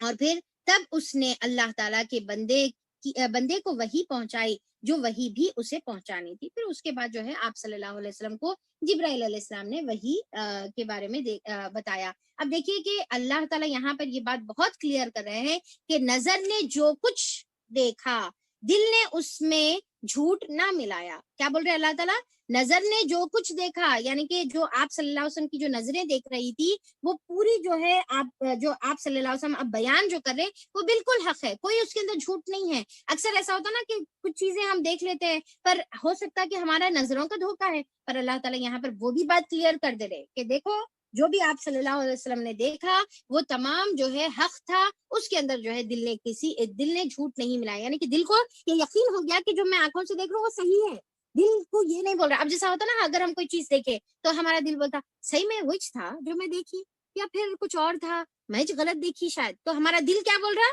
جو آنکھ دیکھی اس کو دل ایکسپٹ نہیں کر رہا, اس کو دل نہیں مان رہا, رائٹ. پر یہاں پر اللہ تعالیٰ بول رہے کہ جو ان کی آنکھیں دیکھی ان کا دل اس کو قبول کرا کہ نہیں یہ جھوٹ نہیں ہو سکتا, یہ صحیح ہے جو میں دیکھا, حالانکہ انبلیویبل تھا پر پھر بھی وہ جو بات ہے وہ صحیح ہے. تو اللہ تعالیٰ بتا رہے کہ دل نے اس میں جھوٹ نہیں ملایا. اب کیا تم اس چیز پر اس سے جھگڑتے ہو جسے وہ آنکھوں سے دیکھتا ہے, یعنی کہ وہ اپنے آنکھوں سے یقینی طور پر اس کو دیکھ رہے ہیں, اب تم جو ہے اس میں جھگڑ رہے کہ نہیں ایسا کیسا ہوتا, فرشتہ کیسا آتا, ایسا کیسا. اب دیکھیں کہ یہاں پر جو ہے مفسرین یہ بھی بتاتے ہیں کہ جیسا ہے نا کہ اب جیسا ہم حدیث لیتے ہیں تو حدیث کی جو ہم اوتھینٹسٹی لیتے ہیں وہ کیسا لیتے ہیں کہ اگر کوئی صحابی, ٹھیک ہے, وہ اگر آپ صلی اللہ علیہ وسلم سے روایت کر رہے, ٹھیک ہے, اور اس کے بعد وہ پھر کوئی تابعین صحابی سے روایت کر رہے اور اسی طریقے سے چین کنٹینیو ہو رہا تو ہم وہ حدیث کو لیتے ہیں. پر اگر ایک ایسے جو ہے تابعین صحابی سے روایت کر رہے اور بیچ میں تابعین مس ہے, یعنی کہ سیکنڈ جنریشن صحابہ کے بعد کا جو سیکنڈ جنریشن ہے وہ مسنگ ہے, اور تھرڈ جنریشن والا ڈائریکٹ اگر جو ہے صحابی سے کرتا ہے روایت تو پھر وہ قبول نہیں کی جاتی ہے. ارے ایسا کیسا بھائی, تم بیچ میں کون سے تابعین سے تم یہ بات سنے, ڈائریکٹ حضور کی بات تم بتا دے رہے, تابعین کہاں ہیں بیچ میں نہیں سنے, تو ان کا ذکر ہی نہیں ہے, تو پھر ایسی حدیث نہیں لی جاتی. یعنی کہ کیا ہوتا ہے, کنیکشن لنک رہنا ضروری ہے نا. تو اب اسی طریقے سے اب یہاں پر دیکھیے کہ اللہ تعالیٰ سے آپ صلی اللہ علیہ وسلم کے پاس وحی آ رہی, اوکے. اب یہاں پر سوال یہ پیدا ہوتا ہے کہ بیچ میں کنیکٹنگ لنک کیا ہے, کہ اللہ تعالیٰ ڈائریکٹ وحی دے رہے, کس طریقے سے وحی آپ صلی اللہ علیہ وسلم کے پاس آ رہی. تو اللہ تعالیٰ یہاں پر وہ کنیکٹنگ لنک کو واضح کر رہے اور بتا رہے کہ دیکھو جبرائیل علیہ السلام کے طریقے سے آ رہی, اور جبرائیل علیہ السلام کو اللہ تعالیٰ نے آپ صلی اللہ علیہ وسلم کو دکھا بھی دیا, ملاقات بھی کرا دیا. اب جو آپ یقینی طور پر دیکھ رہے ہیں اب اس میں تم جو ہے جھگڑ لیتے بیٹھے ہوئے, ایسا کیسا پاسبل ہے, یہ ہے. تو پھر اگر تم کو نہیں ماننا ہے, اگر ماننا ہی نہیں ہے, تم نے ٹھان لیا ہے, تو پھر تم کو کتنی بھی دلیلیں دے لو تم نہیں مانیں گے. اب اور پھر کیا ہے کہ ماننا مشکل بھی نہیں تھا, کیونکہ وہ زمانے میں یہود اور نصارہ اور تمام جو ہے ابراہیم علیہ السلام کی جو تعلیمات بچی ہوئی تھی, سب کے پاس یہ تھا, سب کے جو ہے تعلیمات میں یہ بات تھی کہ ان کے پاس فرشتے آتے تھے. جیسا ہم دیکھنا کل ابراہیم علیہ السلام کا کہ آ کر جو ہے بشارت اسحاق علیہ السلام کی کون دیے, فرشتے آ کر اسحاق علیہ السلام کی بشارت دیے. تو اللہ تعالیٰ یہاں پر یہ بات کو پروف کر رہے ہیں. پھر اس کے بعد اور ایک مرتبہ, اب دوسری مرتبہ کا ذکر ہے پہلی مرتبہ کب ہے؟ سورہ مدثر کی آیتیں نازل ہونے سے پہلے. اب سورہ مدثر کی آیتیں نازل ہونے سے پہلے اللہ تعالیٰ بولے دیکھے، اس کے بعد اس نے وحی پہنچا دی، یعنی کہ وحی پہنچا دی. یہ جو آیت نمبر 10 ہے نا اپنی، فَأَوْحَى إِلَىٰ عَبْدِهِ مَا أَوْحَىٰ، کہ جو بھی پہنچانا تھا وہ پہنچا دیا. تو یہاں پر وحی سے مراد جو ہے اپنی سورہ مدثر کی آیتیں ہیں. ٹھیک ہے. اب اس کے بعد سیکنڈ ٹائم دیکھنے کا ذکر آ رہا. کب آ رہا بھائی سیکنڈ ٹائم؟ کب دیکھے آپ صلی اللہ علیہ وسلم؟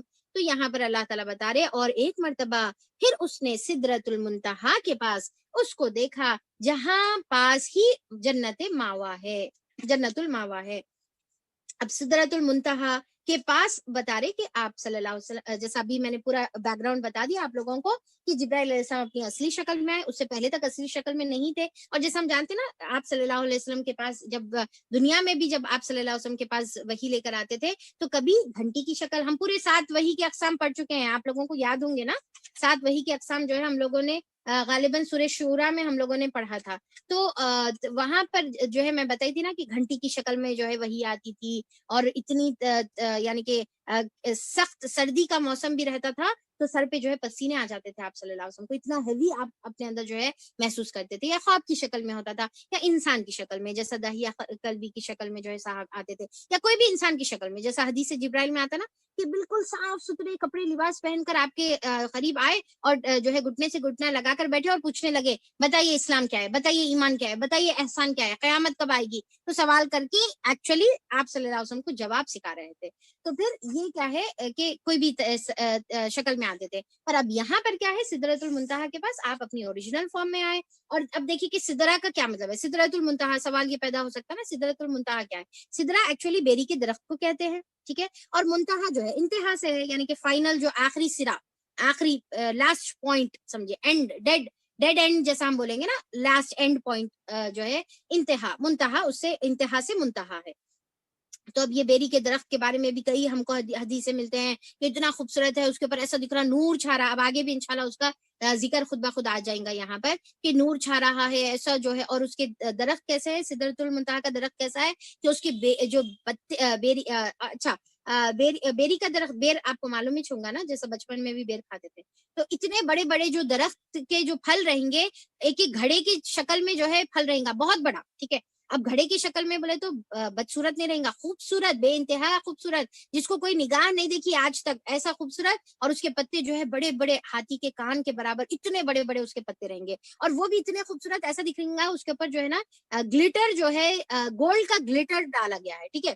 اب صرف میں ایک ڈسکرپشن کے طور پر بتا رہی ہوں، ایک سمجھنے کے طور پر، کہ اس کے اوپر ایسا دکھیں گا کہ سونے کے پتنگے اڑے اور گلٹر جو ہے اس کے اوپر گولڈن گلٹر جو ہے چمک رہا، اور اس سے جو ہے ایکچولی گر رہا نیچے جو ہے ٹپک رہا جیسا جو ہے محسوس ہوگا. اتنا خوبصورت منظر وہاں پر رہے گا. تو بہرحال وہاں پر جو ہے آپ صلی اللہ علیہ وسلم کیا کرے، اس پر جو ہے جبرائیل علیہ السلام یہ بولے کہ یہاں پر میں ختم ہو گیا، اب یہاں سے میں آگے نہیں بڑھ سکتا. اور وہ انتہا بتایا جاتا ہے کہ اس سے آگے کوئی بھی نہیں بڑھ سکتا. وہ ایک پوائنٹ ہے. ٹھیک ہے.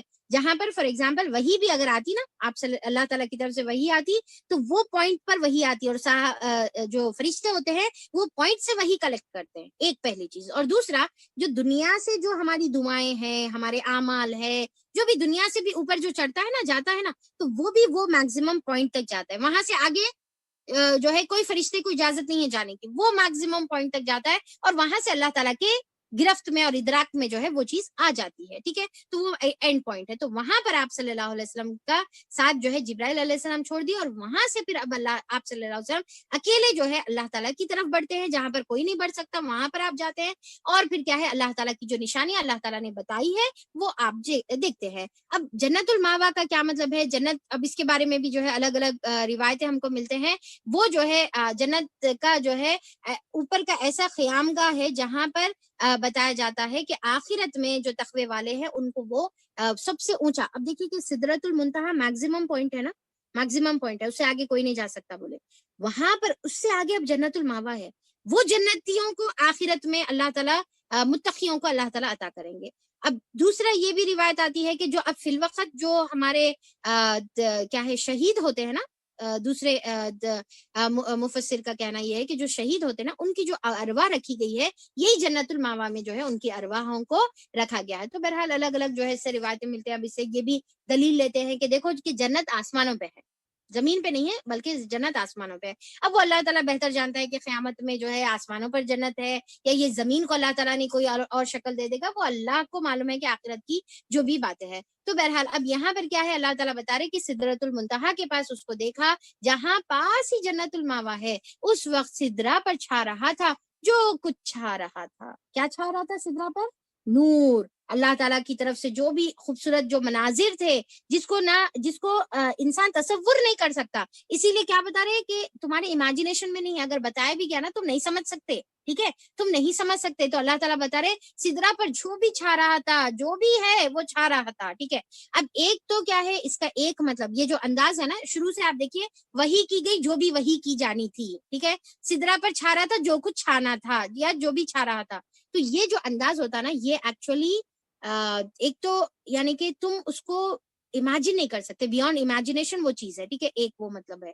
دوسرا, کوئی بھی چیز کو ایگزیجریٹ کرنے کے لیے, ٹھیک ہے, اس طریقے کا انداز جو ہے استعمال کیا جاتا تھا عرب کے زمانے میں.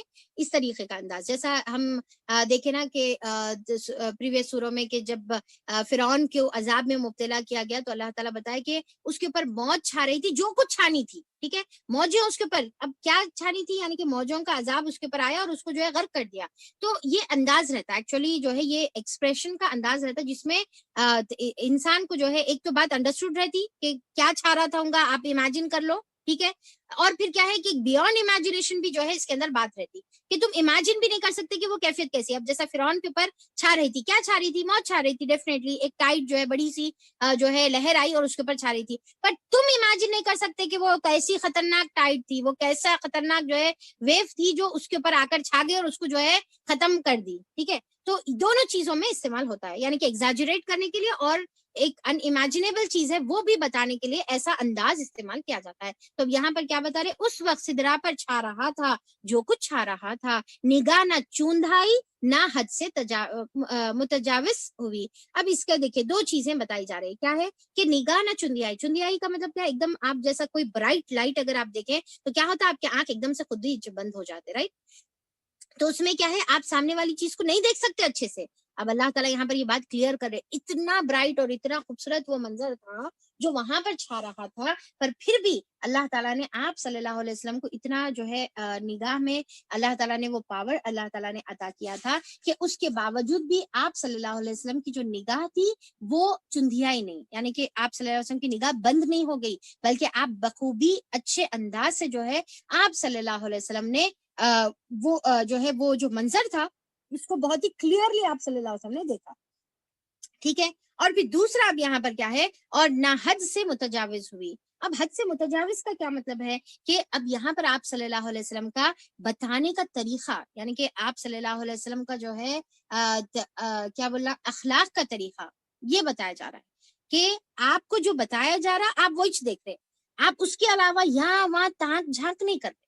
ٹھیک ہے, جو اللہ تعالیٰ بتا رہے نا, جو آیت اللہ تعالیٰ بتا رہے, جو نشانیاں بتا رہے, آیات کا مطلب کیا, نشانیاں, جو نشانیاں بتا رہے یا پھر جو خوبصورت مناظر اللہ تعالیٰ بتا رہے, اب آپ صلی اللہ علیہ وسلم صرف اتنا ہی دیکھ رہے. تو یہ ہے دیکھیے طریقہ جو ایک جو ہے, یعنی کہ علم دینے والے جب علم دیتا ہے تو طالب علم کو اتنا لینا ہے, ایسا لینا ہے, یہ انداز میں لینا ہے کہ جو دے رہے اس کو پورے کا پورا لینا ہے, پر اس کے علاوہ یہاں وہاں تاک جھانک کرنا یہ طریقہ نہیں ہے. اب ہم بھی دیکھیے کہ بعض وقت کیا ہوتا ہے, جب بھی کسی کے گھر کو جاتے نا تو اب آپ کو جو ہے لے کر جا کر انہوں جو ہے آپ کو ڈرائنگ روم میں بٹھا دیتے کہ بھائی آپ یہاں پر جو ہے تشریف فرمایا ہو جائیے, ابھی جو ہے ہم جو بھی ہے ابھی آتے ہیں. ٹھیک ہے, اب ہم کیا کرتے ہیں, اپنے جو ہے گیسٹ روم میں بیٹھ کر, ڈرائنگ روم جو بھی آپ کا روم ہے وہاں پر جو ہے بیٹھ کر اب جھانک جھانک کر جو ہے اندر کے بیڈ روم میں, ہال میں اور یہاں وہاں جہاں جہاں بھی ہم دیکھ سکتے میکسیمم وہاں یہاں جھانکنے تاکنے کی جو ہے ہم کوشش کرتے ہیں. پر دیکھیے کہ یہاں پر آپ اب کیا ہوتا, ایک تو یہ چیز کیا ہے آؤٹ آف کیوریوسٹی آپ کرتے, یعنی کہ ایک جو ہے معلوم کرنے کے لیے کرتے, اور دوسرا کیا ہے بعض وقت انسان جو ہے نا ایک دم بہت ایکسائٹ جب کوئی چیز پر ہو جاتا نا تو وہاں پر بھی ایسی حرکتیں شروع کر دیتا. اب جیسے آپ امیجن کریے کہ آپ بہت ہی خوبصورت محل میں چلے گئے یا بہت ہی خوبصورت ہوٹل میں چلے گئے یا کوئی بھی ایسی جگہ پر چلے گئے, تو اب آپ کو آؤٹ آف ایکسائٹمنٹ آپ کو یہ بھی دیکھ لوں, وہ بھی دیکھ لوں, یہاں بھی جھانک لوں, وہاں بھی جھانک لوں, ساری چیزیں جو ہے میں دیکھ لوں, ہر ایک کونا چپا دیکھ لوں میں, ہر اس میں جو ہے آپ جو ہے جھانکتے پھرتے. تو یہ کیا ہے کہ اب یہاں پر آپ صلی اللہ علیہ وسلم کا جو ہے وہ حلم بتایا جا رہا ہے, یعنی کہ کتنا حلم والے آپ صلی اللہ علیہ وسلم تھے, کتنا اپنے آپ کو جو ہے کنٹرول میں رکھے ہوئے تھے, کہ جو اللہ تعالیٰ بتا رہے وہ تو بخوبی اچھے سے دیکھ رہے, آنکھیں چنگیاں نہیں جا رہی, پر جہاں پر اللہ تعالیٰ جتنا بتا رہے اتنے دیکھ رہے, آؤٹ آف ایکسائٹمنٹ میں جو ہے یہاں وہاں تاک لیتے جھانک لیتے جو ہے آپ صلی اللہ علیہ وسلم نہیں تھے, بلکہ اپنی لمٹ میں تھے, اپنے جو ہے یعنی کہ ایٹیکیٹس میں تھے, اپنے جو ہے جو طریقہ رہنا چاہیے آپ اللہ تعالیٰ کے حضور حاضر ہونے کا, وہ اس کا طریقے کے مطابق جو ہے تھے. اب اس سے ہم کو ایک اور ایک بھی بات ہم کو سلیقہ سمجھ میں آتا ہے کہ ایون نماز میں بھی جب ہم اللہ تعالیٰ کے سامنے کھڑے ہونا ہے تو وہ ٹائم پر بھی ہم کو کیا کرنے کا ہے کہ میکسیمم ہم اپنا کنسنٹریشن, اپنا فوکس, اپنی نگاہیں, اپنی نظریں ساری اللہ تعالیٰ کی طرف متوجہ ہونا ہے. اسی لیے اللہ آپ صلی اللہ علیہ وسلم کا طریقہ ہم کو سکھایا گیا کہ آپ جب قیام میں ہو تو آپ سجدے کی طرف دیکھو, ٹھیک ہے, آپ جب رکوع کرو تو آپ ایگزیکٹلی اپنے نیچے کی طرف دیکھو, آپ سجدے کی حالت میں رہے تو آپ اپنی سجدے کی جگہ پر آپ دیکھو, ناک کی طرف یا سجدے کی جو بھی جگہ ہے اس کی طرف آپ دیکھو, اور بھی جب آپ قاعدے میں بیٹھو تو آپ اپنی انگلی کی طرف دیکھو جس کو آپ اٹھا رہے ہیں. تو یہ کیا ہے کہ آپ کی نگاہیں یہاں وہاں بھٹکنا نہیں, یہاں وہاں نگاہیں نماز میں بھی کرنے کو بالکل ناپسندیدہ جو ہے قرار دیا ہے.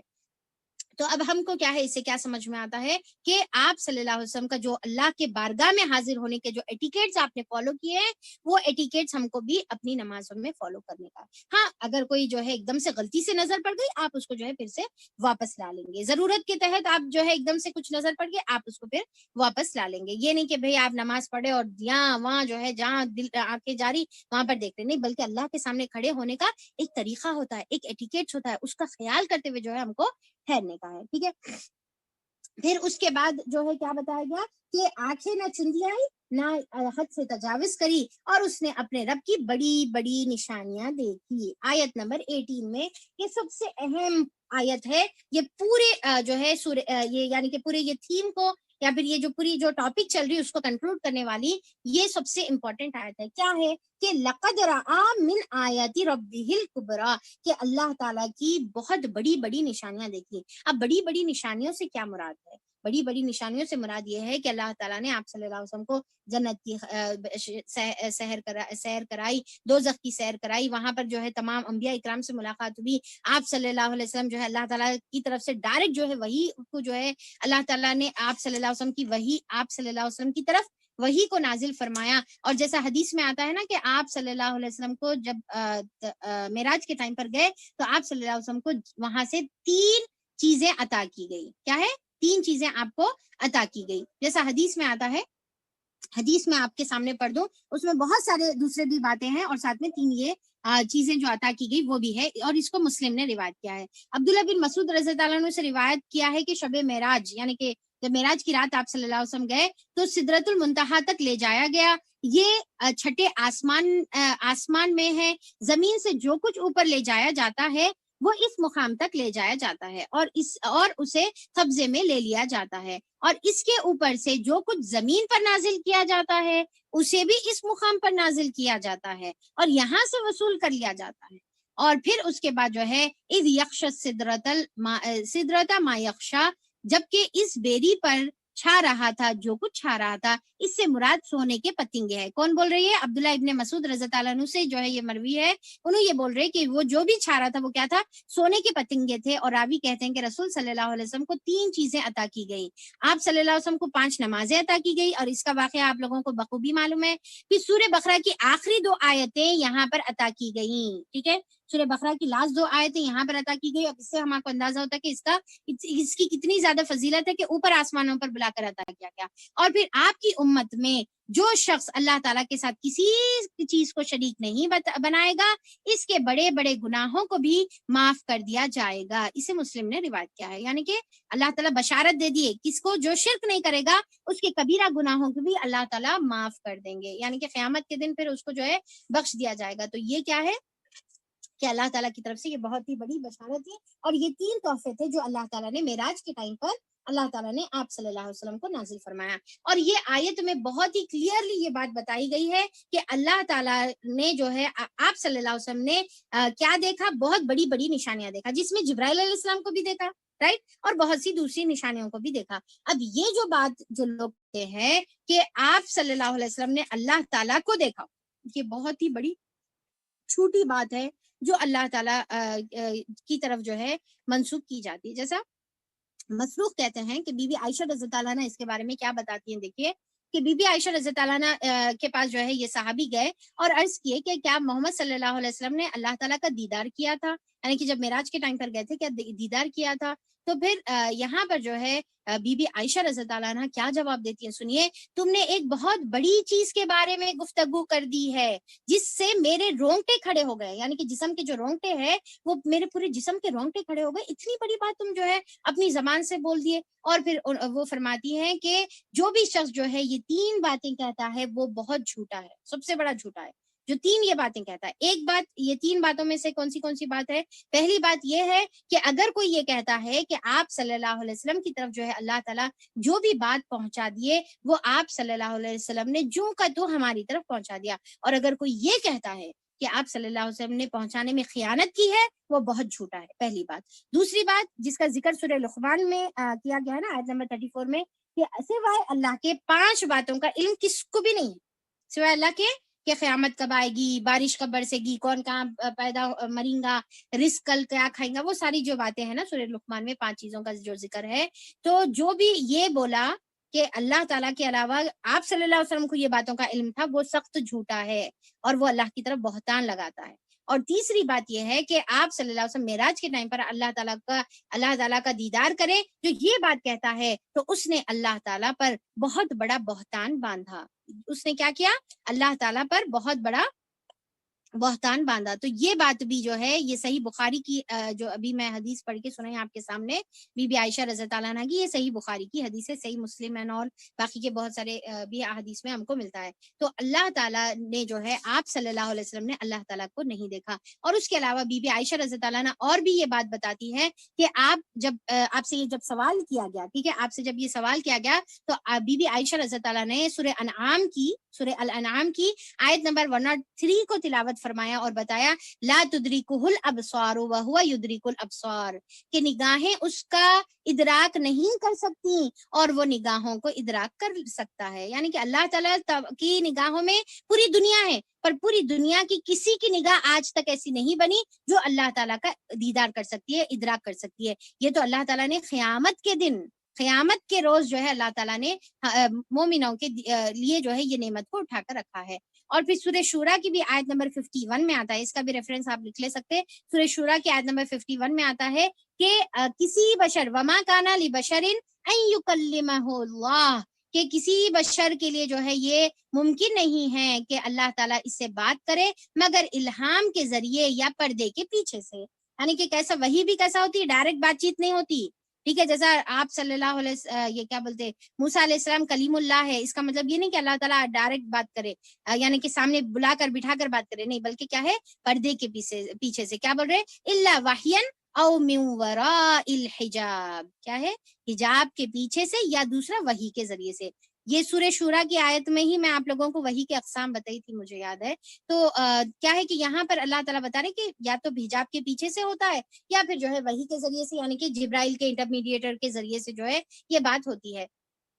تو اب اس سے کیا سمجھ میں آ رہا ہے, یہ سورہ انعام کی آیت, سورہ الشورا کی آیت, پھر بخاری کی یہ جو ابھی آیت ہم جو ہے بخاری کی یہ جو حدیث ابھی ہم بی بی عائشہ رضی اللہ عنہ کی پڑھے, تو اس سے ہم کو سمجھ میں آتا ہے کہ آپ صلی اللہ علیہ وسلم نے جو ہے کیا ہے کہ اللہ تعالیٰ کو ڈائریکٹ نہیں دیکھا, بلکہ ڈیفینیٹلی یہ بہت ہی حق بات ہے کہ اللہ تعالیٰ کے بہت سارے آیات کا دیدار آپ صلی اللہ علیہ وسلم نے کیا, جو کسی کو اللہ تعالیٰ نہیں بتائے وہ اللہ تعالیٰ نے آپ صلی اللہ علیہ وسلم کو بتایا, ٹھیک ہے. اور پھر کیا ہے کہ اور ایک بھی جو ہے صحابی آپ صلی اللہ علیہ وسلم سے پوچھتے ہیں کہ اللہ کے رسول, کیا آپ نے جو ہے اللہ تعالیٰ کو دیکھا ہے, کیا آپ نے اللہ تعالیٰ کا دیدار فرمایا ہے؟ تو پھر آپ صلی اللہ علیہ وسلم فرماتے ہیں کہ میں اس کو کیسا دیکھ سکتا ہوں جبکہ وہ کیا ہے, نور ہے, یعنی کہ وہ نور ہے, میں اس کو کیسا دیکھ سکتا ہوں. یہ کون سی حدیث ہے؟ صحیح مسلم کی حدیث ہے, ابو ذر رضی اللہ عنہ سے روایت ہے, ٹھیک ہے. حضرت ابو ذر رضی اللہ عنہ, حدیث پڑھ کر سنا دوں میں آپ کو. حضرت ابو ذر رضی اللہ عنہ سے روایت ہے کہ رسول صلی اللہ علیہ وسلم سے سوال کیا گیا کہ کیا آپ نے اپنے رب کا دیدار فرمایا ہے؟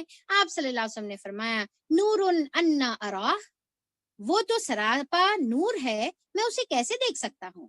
ایک روایت میں یہ ہے, اور دوسری روایت میں جو ہے الفاظ جو آئے ہیں, ارئی تو نورن, کہ میں نے نور دیکھا، ارایت نورن، کہ میں نے نور دیکھا ہے، کہ آپ صلی اللہ علیہ وسلم یہ بتا رہے. پہلے تو کیا بتائے کہ وہ اللہ تعالیٰ تو نور ہے، اس کو میں کیسے دیکھ سکتا ہوں. دوسرا یہ ہے کہ اللہ تعالیٰ کا جو ہے جو نور ہے، ٹھیک ہے، اللہ تعالیٰ کو ڈائریکٹ نہیں بلکہ اللہ تعالیٰ نے ایک نور کا حجاب اللہ تعالیٰ نے قائم کیا تھا، اور آپ صلی اللہ علیہ وسلم وہ جو تجلیات تھے، وہ جو ریفلیکشنز تھے، ٹھیک ہے، تو وہ چیزوں کو جو ہے اللہ تعالیٰ کے آپ صلی اللہ علیہ وسلم نے دیکھا، اور اس کو جو ہے صحیح مسلم کی جو ہے یہ روایتیں ہیں.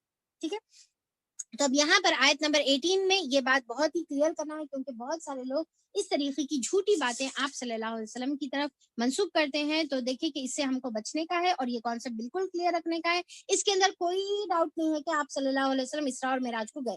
یہ اتنی زیادہ تواتر حدیثوں سے ثابت ہے کہ آپ صلی اللہ، اور قرآن میں بھی خود ثابت ہے، قرآن میں حدیث میں بھی آ گیا ہے کلیئرلی یہ بات. اس میں پوری امت کا اجماع ہے، پوری امت کا یہ جو ہے یعنی کہ اجماع ہے کہ آپ صلی اللہ علیہ وسلم اسراء کا بھی سفر کرے اور معراج کا بھی سفر کرے.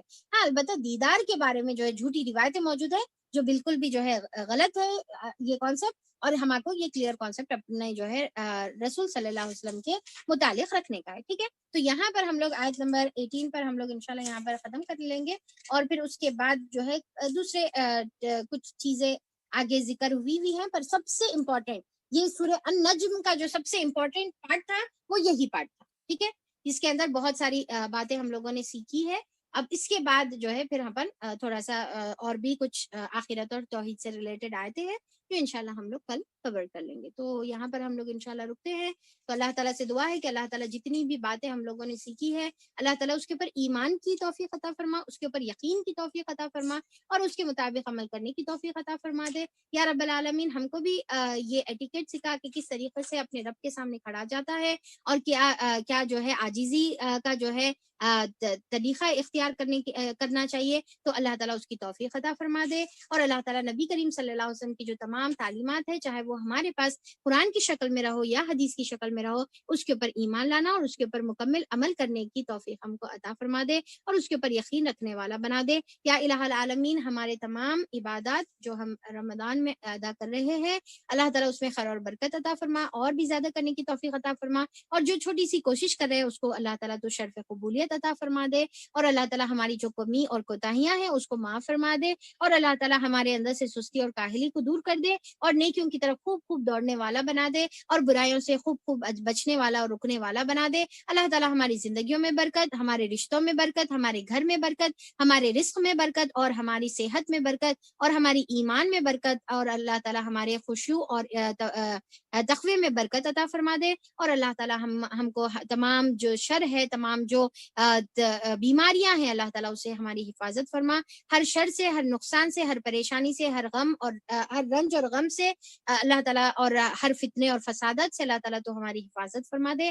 اللہ تعالیٰ تو ہمارے خاص طور پہ ہمارے بڑوں اور ہماری اولاد کو اللہ تعالیٰ تو اپنے حفظ و امان میں رکھ، اور اللہ تعالیٰ ہماری اولاد کو ہماری آنکھوں کی ٹھنڈک بنا، ان کو نیک صالح بنا دے، اور اللہ تعالیٰ جتنے بھی بیمار ہیں ان کی بیماریوں کو دور فرما دے. یا الہ العالمین ہم تیری رحمت کی دعا کرتے ہیں، یا ارحم الراحمین، یا ارحم الراحمین ہم تیری رحمت کی دعا کرتے ہیں. اللہ تعالیٰ آج بہت برا حال ہے معاشرے میں، اللہ تعالیٰ ہر جگہ ہر لوگ پریشان ہے، ہر جگہ جو ہے بیمار ہے، پریشانیوں میں مبتلا ہے، اور پھر حالات اتنے بگڑ گئے ہیں اللہ تعالیٰ کہ کہیں سے مدد بھی نہیں مل رہی ہے.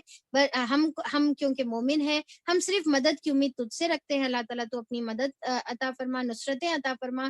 اللہ تعالیٰ جو ہمارا حال ہو گیا ہوا ہے بے شک ہمارے گناہوں کی وجہ سے ہوا ہے، اللہ تعالیٰ تو ہم کو معاف فرما دے، اپنی رحمتوں کے سائے میں ہم کو لے لے. اللہ تعالیٰ رمضان کے مہینے کی فضیلت سے، برکت سے اللہ تعالیٰ لوگوں کے حال پر رحم فرما، بیماروں کو بیماری سے دور فرما دے، شفا کاملہ و عاجلہ عطا فرما دے. اللہ تعالیٰ جتنے بھی لوگ ہسپتال میں ہیں، جو ہسپتال میں جا نہیں سک رہے، جو بھی کریٹیکل حالات میں ہیں، جو بھی پوزیشن میں، اللہ تعالیٰ تو ان کو بہتر جانتا ہے، تو ان کے رگے جان سے بھی زیادہ قریب ہے. یا الہ العالمین ہم سب پر رحم فرما دے، بیماری کو دور کر دے، تو شفا شفا کاملہ واجلہ عطا فرما دے. اللہ تعالیٰ تو سرے سے یہ بیماری کو ہمارے پاس سے اللہ تعالیٰ تو ختم کر دے, اس کو جو ہے بالکل ہی ہمارے پاس سے ختم کر دے, اور جتنے بھی بیمار ہیں ان کو شفا دے, اور جو محفوظ ہے اللہ تعالیٰ ان کی حفاظت فرما دے. یا الہ العالمین پریشان جو بھی ہے ان کی پریشانیوں کو دور کر دے. جو پیسوں کی کمی کے شکار ہیں اللہ تعالیٰ ان کے لیے غیبانہ تو پیسوں کا انتظام فرما دے. یا الہ العالمین اللہ تعالیٰ جو اس سے گزر چکے ہیں اللہ تعالیٰ ان کے اوپر رحم فرما, ان کے قبروں کو اللہ تعالیٰ تو جنت کا باغ بنا دے. یا الہ العالمین جو بھی دعا کرنے کو کہیں اللہ تعالیٰ ان کے جائز مقاصد کو پورا کر دے, ان کے بیماروں کو شفا عطا کر دے. اللہ تعالیٰ ایک ایک کا نام نہیں لے سکتی, اللہ تو بہتر جانتا ہے ایک ایک کے لیے جتنے بھی یہاں پر حاضرین ہیں اور جو بھی جہاں پر بیٹھ کر یہ بات کو سن رہے ہیں, اللہ تعالیٰ سب کی اور تمام امت محمدیہ کی اللہ تعالیٰ تو حفاظت فرما. اور اللہ تعالیٰ یہ جو بھی گناہ کی وجہ سے یہ وبا آئی ہے وہ گناہ کو دور کرنے سے اپنے آپ کو اس سے بچانے کی توفیق بھی دے, اور یہ بیماری کو ہم سے جو ہے یہ وبا کو, یہ آزمائش کو, یہ مصیبت کو, یہ عذاب کو اللہ تعالیٰ تو ہم سے دور فرما دے. آمین ثم آمین. وآخر الدعوانا ان الحمد للہ رب العالمین. سبحان ربک رب العزۃ عما یصفون وسلام علی المرسلین والحمد للہ رب العالمین. وصلی اللہ علی نبینا محمد وآلہ وصحبہ اجمعین برحمتک یا ارحم الراحمین. السلام علیکم ورحمۃ اللہ وبرکاتہ. تو چلیے یہاں پر ہم لوگ انشاءاللہ کلاس کو اینڈ کرتے ہیں, ٹھیک ہے. آپ کا فلیش کوئز ابھی میں بھیجوں گی. آج میرے خیال سے کوشچن آنسر سیشن کی ضرورت نہیں ہے. کچھ ہے, کسی کو ڈاؤٹ ہے, رکھنے کی ضرورت ہے, کسی کو کچھ ڈاؤٹ ہے تو چیٹ باکس میں ڈال دیں, پھر انشاءاللہ اگر ہے تو ڈیل کریں گے, ورنہ کلاس اینڈ کریں گے, ٹھیک ہے. پھر سے سیم اناؤنسمنٹ کہ جو جانا چاہ رہے کلاس ختم ہو گئی وہ جا سکتے ہیں, اور جس کو کوشچن ہے وہ رکے اور سوال کرے. دیکھیے یہ سیشن میں کیوں رکھ رہی ہوں, ایک اس کی وجہ یہ ہے کہ سب کے جو میسیجز ہیں جو مجھے پرسنلی دیے جا رہے ہیں, میں ساروں کو ایک تو دیکھ نہیں سک رہی, پھر اس کے بعد جو ہے ساروں کو جواب نہیں دے سک رہی ہوں. حالانکہ کوشش کر رہی ہوں میں کہ جواب دوں, اور کئی لوگوں کو دے بھی رہی ہوں, پر کیا ہے کہ سب کو جو ہے کچھ کئی لوگوں کے مس بھی ہو جا رہے, ٹھیک ہے. ایک چیز یہ ہے. دوسرا یہ ہے کہ ایک سوال کئی لوگوں کا رہتا, سب کو جو ہے جواب مل گیا تو ایک ساتھ سب کو فائدہ ہو جاتا, تمام لوگوں کا جو ڈاؤٹ ہے وہ کلیئر ہو جاتا, ٹھیک ہے. اور پھر کیا ہے کہ اگر ایک بار مطلب جیسا واٹس ایپ پہ ہم جا رہے, اس کے بعد ہم جب کھول رہے تو ایک کام کرنے کے لیے جاتے اور 10 کام جو ہے دوسرے پھر لگ جاتے, تو پھر میرا ایسا ہے کہ میکسیمم جو ہے واٹس ایپ کھولو ہی نہیں, تاکہ جو ہے ڈسٹریکشن بھی نہ ہو, اور پھر جو ہمارے جو ٹارگیٹس ہوتے ہیں, گولز ہوتے ہیں, اس کو جو ہے اپن پھر مس آؤٹ کر دیتے ہیں. ایک کے بعد دوسرا اور دوسرے کے بعد تیسرا کام لگ جاتا ہے. ڈیفینیٹلی قرآن سے ریلیٹڈ, گروپ سے ریلیٹڈ ضروری کام ہی ہوتے ہیں, پر اس کا اپنا ایک وقت ہوتا ہے نا, ہر ٹائم پر جو ہے ہر چیز نہیں کی جا سکتی ہے. تو اس کی وجہ سے میں سوچی کہ کلاس کے بعد رکھ لوں تاکہ ایک ساتھ جو ہے کام ہو جائے. تو انشاءاللہ کچھ ڈاؤٹس اگر ہیں تو 10 منٹ میں ہم لوگ انشاءاللہ کور کر لیں گے, اور 10 منٹ کے بعد آپ کو جو ہے انشاءاللہ کوئز کی لنک بھیج دی جائے گی. تو پہلا ڈاؤٹ یہ ہے کہ تہجد کی نماز کے بعد وتر پڑھیں تو پوری رکعت کا ثواب ملتا باجی؟ کے بعد تہجد کی نماز کے بعد وتر پڑھے تو پوری رات کا ثواب ملتا کیا باجی؟ دیکھیے پوری رات کے ثواب کے بارے میں ایک حدیث ہم کو یہ آتی ہے کہ جو جماعت کے ساتھ رات کی نماز پڑھ لے, عشاء کی نماز, اور جماعت کے ساتھ فجر کی پڑھے, اس کے لیے پوری رات کا ثواب ہے. اور دوسرا یہ ہے کہ جو قیام کرے, ٹھیک ہے, قیام کرے ایمان و احتساباً غفر له ما تقدم من ذنبی, کہ جو ایمان اور احتساب کے ساتھ قیام کرے, من قام رمضان, جو قیام کرے رمضان میں ایمان و احتساباً, تو اس کے پیچھے سب گناہ معاف ہو جاتے, غفر له ما تقدم من ذنبی. تو یہ اس کی فضیلت ہے. اب یہاں پر پوری رات پڑھنے کا ثواب اگر آپ جو ہے وتر کے بعد پڑھے, تو اس کی کوئی خاص حدیث میرے ذہن میں تو ابھی نہیں آ رہی, اگر کچھ ایسا ہو تو میں انشاءاللہ بتاؤں گی, ٹھیک ہے. میم سحری نماز سے پہلے تک کر سکتے ہیں کیا؟ کون سی نماز؟ فجر کی نماز سے پہلے تک کر سکتے ہیں, آفٹر سائرن آلسو. تو دیکھیے کہ بیٹر ہے آپ سائرن کو فالو کریں, جو آپ کے مسجد میں دی جاتی ہے, بیٹر ہے فالو کریں. پر اس کے علاوہ بھی اگر آپ کے پاس ٹائمنگز ہے جس میں آپ کو معلوم ہے شیور کہ یہ ٹائمنگ صحیح ہے اور یہاں پر یہ ٹائم تک سحری کا وقت ہے, تو آپ وہ ٹائم تک بھی سحری اگر کرنا ہے تو کر سکتے ہیں. بیٹر ہے آپ جو ہے اپنی مسجد کی سائرن کو فالو کر لیں, ٹھیک ہے. کیا مرحوم کے نام سے کھانا کھلایا جا سکتا ہے؟ بالکل کھلایا جا سکتا ہے انشاءاللہ.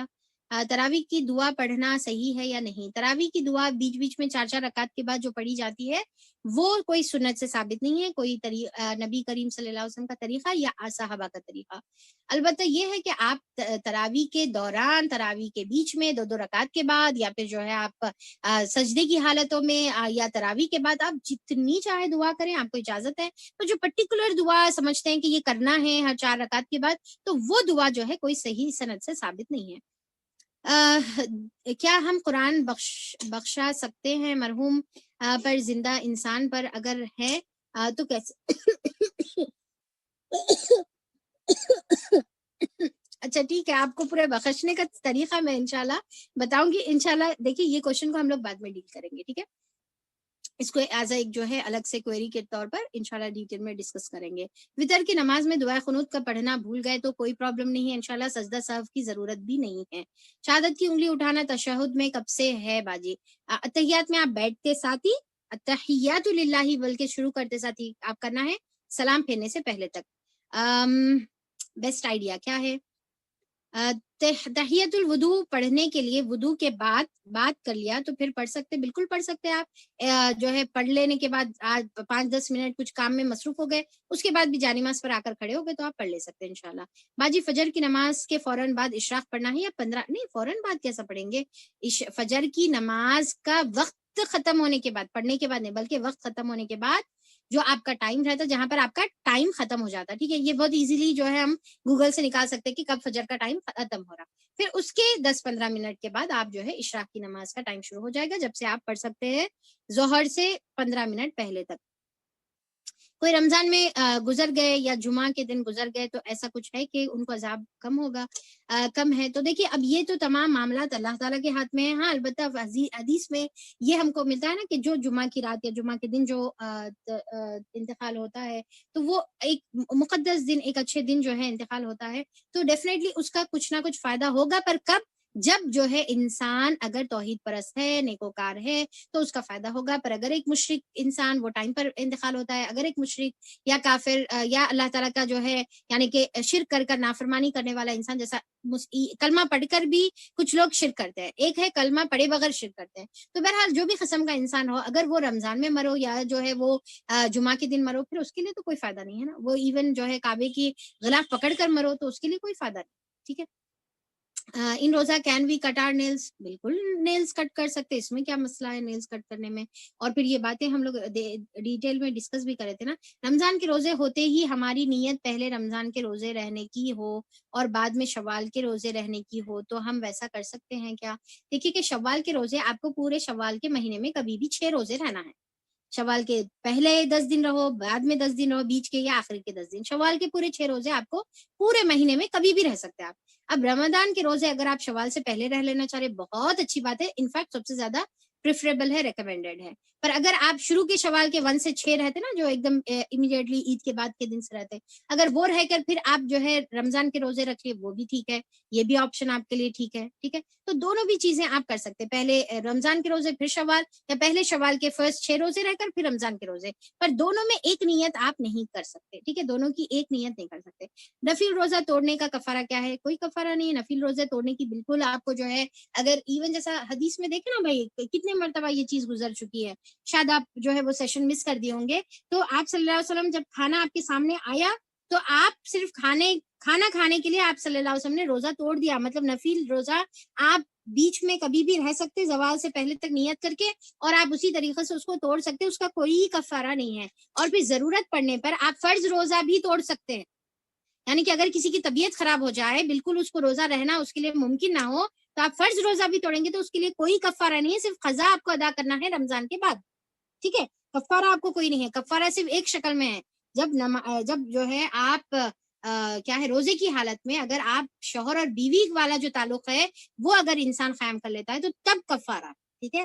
تو 60 جو ہے یعنی کہ غلام آزاد کرنا، 60 روزے رہنا اور 60 مسکین کو کھانا کھلانا، 1 یا 2 یا 3, ٹھیک ہے, 3 الگ الگ کفارے بتائے گئے ہیں. اس کے علاوہ کوئی دوسرے طریقے سے کفارہ نہیں ہوتا, صرف آپ کو قضا ادا کرنا ہے. وضو کے بعد مسواک کر سکتے ہیں یا پہلے ہی کرنا ہے, پہلے کرنا, بیچ میں کرنا, بعد میں کرنا, تینوں بھی طریقے جو ہے صحیح ہے. اور یہ میں وضو کے ٹائم پر بتائی تھی آپ لوگوں کو. آپ کا رمضان کا اسکیڈول شیئر کریں بھائی, سب کا اپنا اپنا اسکیڈول رہتا ہے, بھائی میں اپنا رمضان کا اسکیڈول کیوں شیئر کروں آپ سے, ٹھیک ہے, انشاءاللہ میں جو ہے ضرور شیئر کروں گی. I was just kidding. تو انشاءاللہ میرا جو بھی اسکیڈول ہے میں انشاءاللہ جب بھی پاسبل ہے, ویسے پریویسلی میں تھوڑا سا ڈسکس بھی کری تھی اس سے متعلق, پھر انشاءاللہ کچھ تھوڑا سا ڈیٹیل میں بھی میں آپ کو بتاؤں گی تاکہ آپ لوگوں کو بھی جو ہے آئیڈیا ہو سکے. ویسے بھی ہر کسی کی مصروفیت اور ہر کسی کا جو ہے طریقہ الگ رہتا. انشاءاللہ ایک آئیڈیا کے طور پر جو ہے آپ لوگ اس کو لے سکتے ہیں انشاءاللہ, نو پرابلم, ضرور کروں گی میں. جوڑی میں صدقہ کرے تو کیا اجر ہے؟ جوڑی میں صدقہ کرے تو پڑھے تھے نا, حدیث میں پڑھے تھے نا اپن کہ جو ہے جوڑی میں صدقہ کرے تو ہر دروازے سے جو ہے آپ کو جنت کی طرف بلایا جائے گا. ڈیویژن آف سورہ فرام سورہ یونس اینڈ مومنون, مکہ رسالت بٹ سورہ رعد اینڈ حج مدینہ. یہ کیا ہے, سوال میرے کو نہیں سمجھ میں آیا. جو قرآن میں دعاد, اچھا دعاد ہے یہ, جو قرآن میں دعاد پڑھتے اور لکھنے سے سواد رہتا, وہ ہم دوسروں کو کیسا سمجھائیں کہ دعاد پڑھنا ہے, ریزن کیا بولنا ہے. ریزن وہ سواد نہیں ہے, سواد وہ آپ اردو والا جو ہے تا, اب دیکھیں اردو میں جو ہے تا, تو, سواد, سین, زا, دال سب برابر رہتا, پر عربک کا پروننسیشن کا اپنا سٹائل ہے, رائٹ. اور وہ سٹائل بھی کیا ہے کہ جیسا آپ صلی اللہ علیہ وسلم نے پڑھا ہے, وہ سٹائل بھی ہمارے کو آپ صلی اللہ علیہ وسلم نے سکھایا ہے. تو اس سٹائل میں ہمارے کو پڑھنے کا ہے, ہم اپنی مرضی سے نہیں پڑھ رہے یہ تمام چیزیں. یہ بھی یاد رکھیے, اکثر لوگوں کو یہ بات نہیں معلوم رہتی. ہم جو سا بول رہے وہ ہم سا کیوں بول رہے, سا میں زبان نکال کے کیوں بول رہے, کیونکہ آپ صلی اللہ علیہ وسلم ویسا بولتے تھے اسی لیے ہم ویسا بول رہے, ٹھیک ہے. اور دود کو دود کیوں بول رہے, کیونکہ آپ صلی اللہ علیہ وسلم ویسا بولتے تھے اسی لیے ہم بول رہے. تو یہ بتانا ہے کہ اس کا یہی طریقہ ہے, اگر ہم سواد بولیں گے تو وہ طریقہ غلط رہے گا. باجی سورہ بقرہ میں آدم علیہ السلام کو سجدہ کرنے کے لیے کہا اللہ تعالیٰ نے, اور وہاں پہ ہم کو سجدے کا حکم نہیں ہے. ہاں, کیونکہ آپ صلی اللہ علیہ وسلم نے وہاں پر سجدے کا مقام نہیں ہے, اور اللہ تعالیٰ کی طرف سے آپ صلی اللہ علیہ وسلم کو حکم نہیں ہوا, تو آپ نے نہیں کیا, اس لیے ہم نہیں کرتے.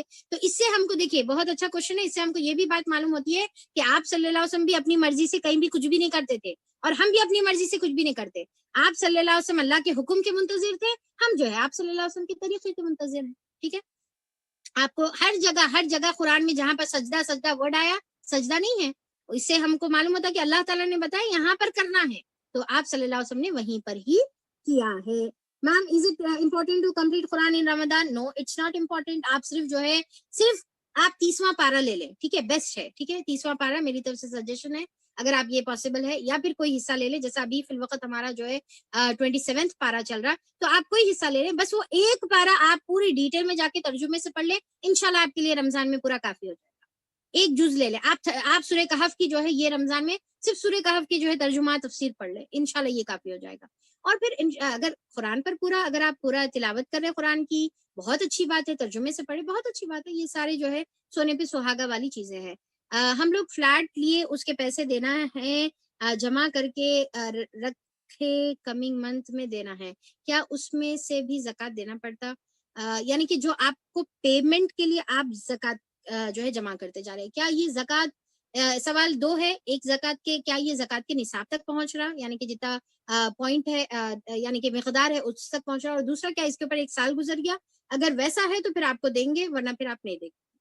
امام وتر کی 1 رکعت پڑھائے تو کیا ہم اس 1 رکعت کے ساتھ ہی یعنی بنا سلام پھیرے دوسری رکعت پڑھ سکتے ہیں؟ کیوں پڑھنے کا ہے, مطلب آپ کو 2 رکعت پڑھنے کا ہے, امام اگر 1 رکعت پڑھا رہے تو آپ کو 2 رکعت پڑھنے کا ہے, تو کچھ سمجھ میں نہیں آیا, یعنی کہ آپ اس کو تراویح یا تہجد کنسیڈر کرنا چاہ رہے. اس کو کوشچن کلیئر کر دیں, انشاءاللہ دیکھیں گے. شوال کے روزے, دیکھیے شوال کے روزے میں نظر کے روزے کی نیت کر سکتے ہیں کیا؟ دیکھیے نظر کے روزے ڈیفرنٹ ہے, آپ اس کو نفیل کے, نظر کے روزے فرض ہیں, ٹھیک ہے, نظر کے روزے فرض یا واجب آپ بولیں گے تو یہ انڈیپینڈنٹ نیت رہنا ہے آپ کو اس کی. باقی کے دوسرے نفیل کے روزوں میں آپ پھر دوسرے نیتیں ملا سکتے ہیں. تراویح 8 یا 20 رکعت, سبحان اللہ, کیا سوال ہے. اس کا اتنا زیادہ ڈیٹیل میں ڈسکشن ہوا ہے, اس کی جو ہے آپ یوٹیوب پہ سرچ کریں, اور سرچ کر جو ہے اس کے, یا پھر آپ کوئی ایڈمن سے کانٹیکٹ کریں, انہوں آپ کو لنک دے دیں گے انشاءاللہ اس کی. گروپ 4A خیرات سورہ خوف ٹو واقعہ بٹ سورہ رحمان مدینہ. اچھا یہ جو ہے اوکے جیسا میں آپ لوگوں کو بتائی تھی جب میں آپ کو ڈویژنز بتا رہی تھی تو میں اس میں بتائی تھی آپ کو کہ بیچ بیچ میں کچھ سورے ایسے ہیں جو مدنی یعنی کہ جس کے اندر اختلاف ہے, کچھ بتاتے ہیں کہ وہ مکی ہے اور کچھ بتاتے ہیں مدنی ہے, ٹھیک ہے. تو اس ویسے کئی سورے ہم جو ہے مکی کے گروپ میں لیے ہوئے ہیں, جیسا سورہ نصر بھی مکی کے گروپ میں آخری چنک میں آ رہا, وہ مکی کے گروپ میں آ رہا. تو سورہ نصر ہے, سورہ اس کے علاوہ زلزال ہے, رائٹ. تو یہ کچھ سورے میں بتائی تھی, تو انشاءاللہ اس کو ہم بعد میں جو ہے اس کا کیا ہے زمان نزول دیکھ کر ہم اس کو جو ہے الگ سے کنسیڈر کر لیں گے کہ یہ ہے مکی میں, پر اس کے بارے میں اختلاف ہے, مکی یا مدنی کا اختلاف ہے, تو وہ انشاءاللہ اس کے بیک گراؤنڈ میں ہم لوگ دیکھ لیں گے. وضو کے بعد ٹاول سے پوچھ سکتے, بالکل پوچھ سکتے. سجدے تلاوت میں رفیدن کرنے کا ہے, نہیں اس کے بارے میں کوئی حدیث ہم کو نہیں ملی ہے, ٹھیک ہے. اچھا اس کے علاوہ اچھا باقی کے جو کوشچنز ہیں انشاءاللہ بعد میں ڈیل کریں گے, ٹھیک ہے. تو چلیے اس کے ساتھ ہم لوگ ختم کریں گے. السلام علیکم ورحمۃ اللہ وبرکاتہ.